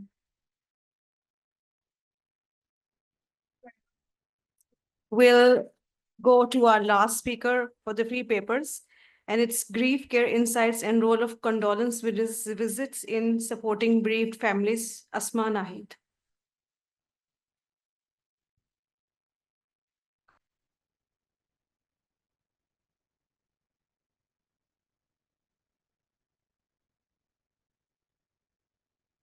Assalamu alaikum, everyone. So my topic is about grief care insights. I know it's a it's a very different topic. So it's about the role of condolence visits in supporting bereaved families. I'm Asma Nahid. I'm a palliative care psychologist in a psychosocial department at Indus Hospital and Health Network. So I declare no conflict of interest related to this work. So before moving, I have some definitions I would want to clear. Grief, the intense emotional response to losing a loved one. Bereavement is the period of mourning and adjustment following a loss. And condolence visits is a visit to comfort families after loved one's death. Why I want to talk about condolence visits and bereavement care is so when we talk about palliative care, so palliative care talk about the extension of care after a child's death. So unfortunately in Pakistan, we don't have any system or structured system in place to take care of the families after child's death. Even internationally, this morning I was trying to find out the literature on the services I'm going to talk about, but unfortunately there was one study in 2009 that was talking about this service in context of that families wanted to be taken care of as a bereavement care in a personal visits. So hopefully with this presentation, I will be able to have some motivation in our at national level. Yeah. So the death of a child from cancer presents a profound loss for parents, and as a result, condolence visits are aimed at providing care and acknowledging grief of the bereaved families. And bereaved families prefers personal visit as a bereavement follow-up. So this morning I was listening to Dr. Haroon's talk, and it was very beautiful that he said that when a patient dies, patient goes away, then the family left with the pain, and it is our responsibility to take care of their caregivers, that how they are doing. So as a psychosocial person, I am trying my little role to play that role. So my objective for this abstract is to share observation and insights from condolence visits with bereaved parents we had, to understand how condolence visits provide emotional relief and validate the grief of bereaved parents, and provide recommendation for enhancing such support mechanisms for an organization involved in pediatric oncology. So we had certain process we followed when we started our bereavement services. Actually, we initially started with condolence letter, then went condolence calls, and from the condolence calls, we moved toward the condolence visits. We had patient identification at the beginning, then pre-arrangement settings, visit execution and challenges follow-up. At patient identification phase, we use Indus Hospital medical records and pediatric palliative care registry maintained by psychosocial department. And then we catered to the families of pediatric oncology patients who were a resident of Karachi only. And all the patients who were not Karachi and the patients who were not with the pediatric oncology were not part of this intervention. Pre-arrangements, we have to reach out to our management and we have to place requests that we want to initiate this project for our families. And what we do that we call before arranging a visit to the family, and we ensure their availability and if it's convenience for them to visit us. And then there's a team of psychosocial who lead the visit, and then there's a security or drivers, and then a primary consultant because they also know about these visits. So if they want a part of this visit, so they accompany us during their visits. We had a number of patients in Karachi who could be visited, and we made 43 calls to the families, but out of them, we were able to make 20 condolence visits commenced because of some of the families don't wanted have us to there over, because they wanted to take some time and then meet us, and there was some outreach and unreachable phone challenges. And logistics barriers, well, of course, we had to face a lot of challenges. Number one was that we do have their phone numbers, but whenever we used to call them, they were sometime out of reach and they were not responding. And even we had planned the visits with them, but when we are there waiting at their residence, sometimes they won't respond to us, and sometimes they will request us to delay the visits. So there were some, most of the time, most of the responses were very positive responses, and few of the responses were negative as well, but not towards the intervention itself, but the experience they had at the end of life. So they were very appreciated of the intervention of the services, and they having this acknowledgement that we are acknowledging their child's memory and we are supporting them, and they don't feel abandoned. So there were few negative parents expressions as well, like they were concerned some of the hospital procedure at the end of the life, and some logistics issues. Emotional impact of condolence visits. Emotional parents reported that they feel very reduced feelings of isolation and loneliness, and they feel very sense of a validation. One of the quote was that it meant the word that he saw that the hospital remembered us even after our child's passing. And these visits created opportunities for parents to share stories and honor their child's memory. Recommendations, these were the recommendations from the parents' end. They wanted us to have this support on the ongoing basis, and they wanted us to follow up after even first visit. And so they also talked about some logistics, the phone outreach and the flexible scheduling of the visits. And some of the parents did shared their concerns at the end of life, and they were able to share their grievances if they had any. So at the conclusion or recommendation, we believe and we found out that condolence visits are part of holistic pediatric oncology care approach. And this model is adaptable for any organization who is providing this pediatric oncology care. And there's always area of improvement. And we are, of course, will be getting the feedback and will be improving our project. And this model can be adapted to other settings to ensure grieving families receive compassionate care and validation. So the takeaway is the condolence visits provide a vital emotional connection, because as a healthcare provider, as an oncologist, we also suffer from the grief. So this also gives us opportunity to heal from our experiences. So it ensures that families are cared for, and these visits serves as an integral part of post-loss care, offering immediate comfort and continued support. At the end, I really want to acknowledge Ms. Razia Wahid. She was our spiritual care counselor at psychosocial department. And she was the one who started the condolence calls, and she approached the family for condolence visits. And I'm also thankful for the psychosocial team, patients and families who inspired us for this work. Thank you. And I'm open for the question.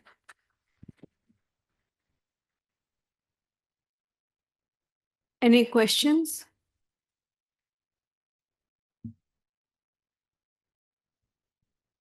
Thank you for that excellent presentation. I'm Dr. Nima, one of the pediatric oncologists, and I really believe bereavement visits are very, very important. Of course, thank you. So what about how do you get funding for these, like the transport going there? How are they billed? What about the practical aspect of it? How to make it happen in other healthcare? I know Indus and SKM, Yes. we don't, we provide care for Yes, free, yes. but how about at other places? Thank you so much, Dr. Rehman. I'm glad that you know that Indus is non-for-profit organization, and there's always a dilemma for us as a psychosocial that we have to, we need these services, and there's who should we rate for? Should we address patients' medical needs or psychosocial care? So we are glad in that sense, and we are blessed that our management is very supportive of that. But most of the time, even sometimes we do get resistance from management level, and what we do, we utilize our volunteers. We utilize our donors. Some of the time they are very supportive of, for example, we are sharing our challenges and they'll be supporting us. So maybe we could start with volunteer services. So we always encourage a community engagement when we talk about the psychosocial services. And by, I think, planning also, we had this plan to have this visits on, every week. But maybe at initial we could start with the one visit, and this wouldn't take, I think, a lot of the resources, but I think engaging volunteer would be the helpful strategy to go with first. One more comment, Yeah, because sure. I think this is sort of perfect for qualitative research, because to be able to publish the actual benefit for these visits, you Yes. would need data Yes. that you can share and then form the Definitely. basis Yes, for such. definitely. Doctor, this morning, when I mentioned about my article, so they said that there's no study mentioning that, we usually believe that, oh, as a healthcare provider, okay, we think this family needs a support. But that article recommended that we need to plan the services based on the family's need. So I think this observation, these insights are very helpful for us to plan intervention on the based of the families, what they want from us, or what they expect from us as an organization. I just had a final comment. This is very Sure. important topic. So Yeah. there are three or four ways of doing bereavement Yes. contacts. You could do a phone call. Yes. You could send them a Definitely. mail. You Yeah. could invite them to the hospital for a Yes. meeting with the pediatric oncologist, Yes. or you could go to their home. So Yes. probably the most resource intensive is going to the home. Yes. And then perhaps, maybe start, what do you think that, when somebody has committed to the end of life pathway, while they're in the hospital, maybe reaching out to them at that point and saying, how would you like to be contacted? Yes, yeah. Would be helpful. Definitely, we have the entire process in place, that where we inquire, or kind of have this sort of interview with our families when the child is approaching end of life. So we will have this conversation how they want us to take care of them when the child would passed away. Number one, and this is a very good idea, and that's how we started. We started with condolence calls first, and before that we started with condolence letters. And the challenge with condolence letters were that the addresses were not right, so they were mostly revert back. So then we came up with the idea of condolence calls, and then based on that, and then luckily we were lucky enough to have the approval from our management, so we started the condolence visits. So this condolence visits were the actually intervention based on the condolence calls feedback. But yeah, that I agree with. And one final comment, there's some institutional in the West, for example, bereavement is not new to pediatric oncology. So yeah, in the OBGYN world, after stillbirths, miscarriages, early Yes. deaths, this is a standard practice that's being adopted in the West, where Yep. they, after the fact, will reach out to you and say, we'd like to talk to you about your loss of pregnancy. And Yes. how can we help you in it, whatever. And then there's psychosocial support and Yes. social workers linked to that. So I think that's a lot of things that we could learn from their model, because they've been using it for years now. Yeah, of course. Would you mind I ask your name, please? Alina, Dr. Alina. Dr. Alina, thank you so much for bringing up this, because yes, and even in Pakistan, Indus Hospital is providing a full-blown psychosocial services, not only to the oncology patients, but to the other medicines as well. And I'm glad that you are talking about the significance of this area. But this is a little sad part, because I have been listening to the palliative medicines, sessions and all that. Psychosocial element was missing in the talks and conferences. But I think these conferences, why I have presented this work at international SIOP level, but this time I wanted to present it at national level, because I really wanted Pakistan to have these services established, and unfortunately they are not. So that's, and thank you. My abstract for today, it was like questionable whether I will be able to present or not, because I'm very passionate, and thank God I was able to present today. But I think these sort of the platforms are very important to have the education about these sort of services. Thank you so much. Thank you very much. Thank you very much. So it's just about 4 o'clock, so we'll end with the free paper sessions. I would like to thank all the participants as well as the speakers who presented their work. Thank you very much.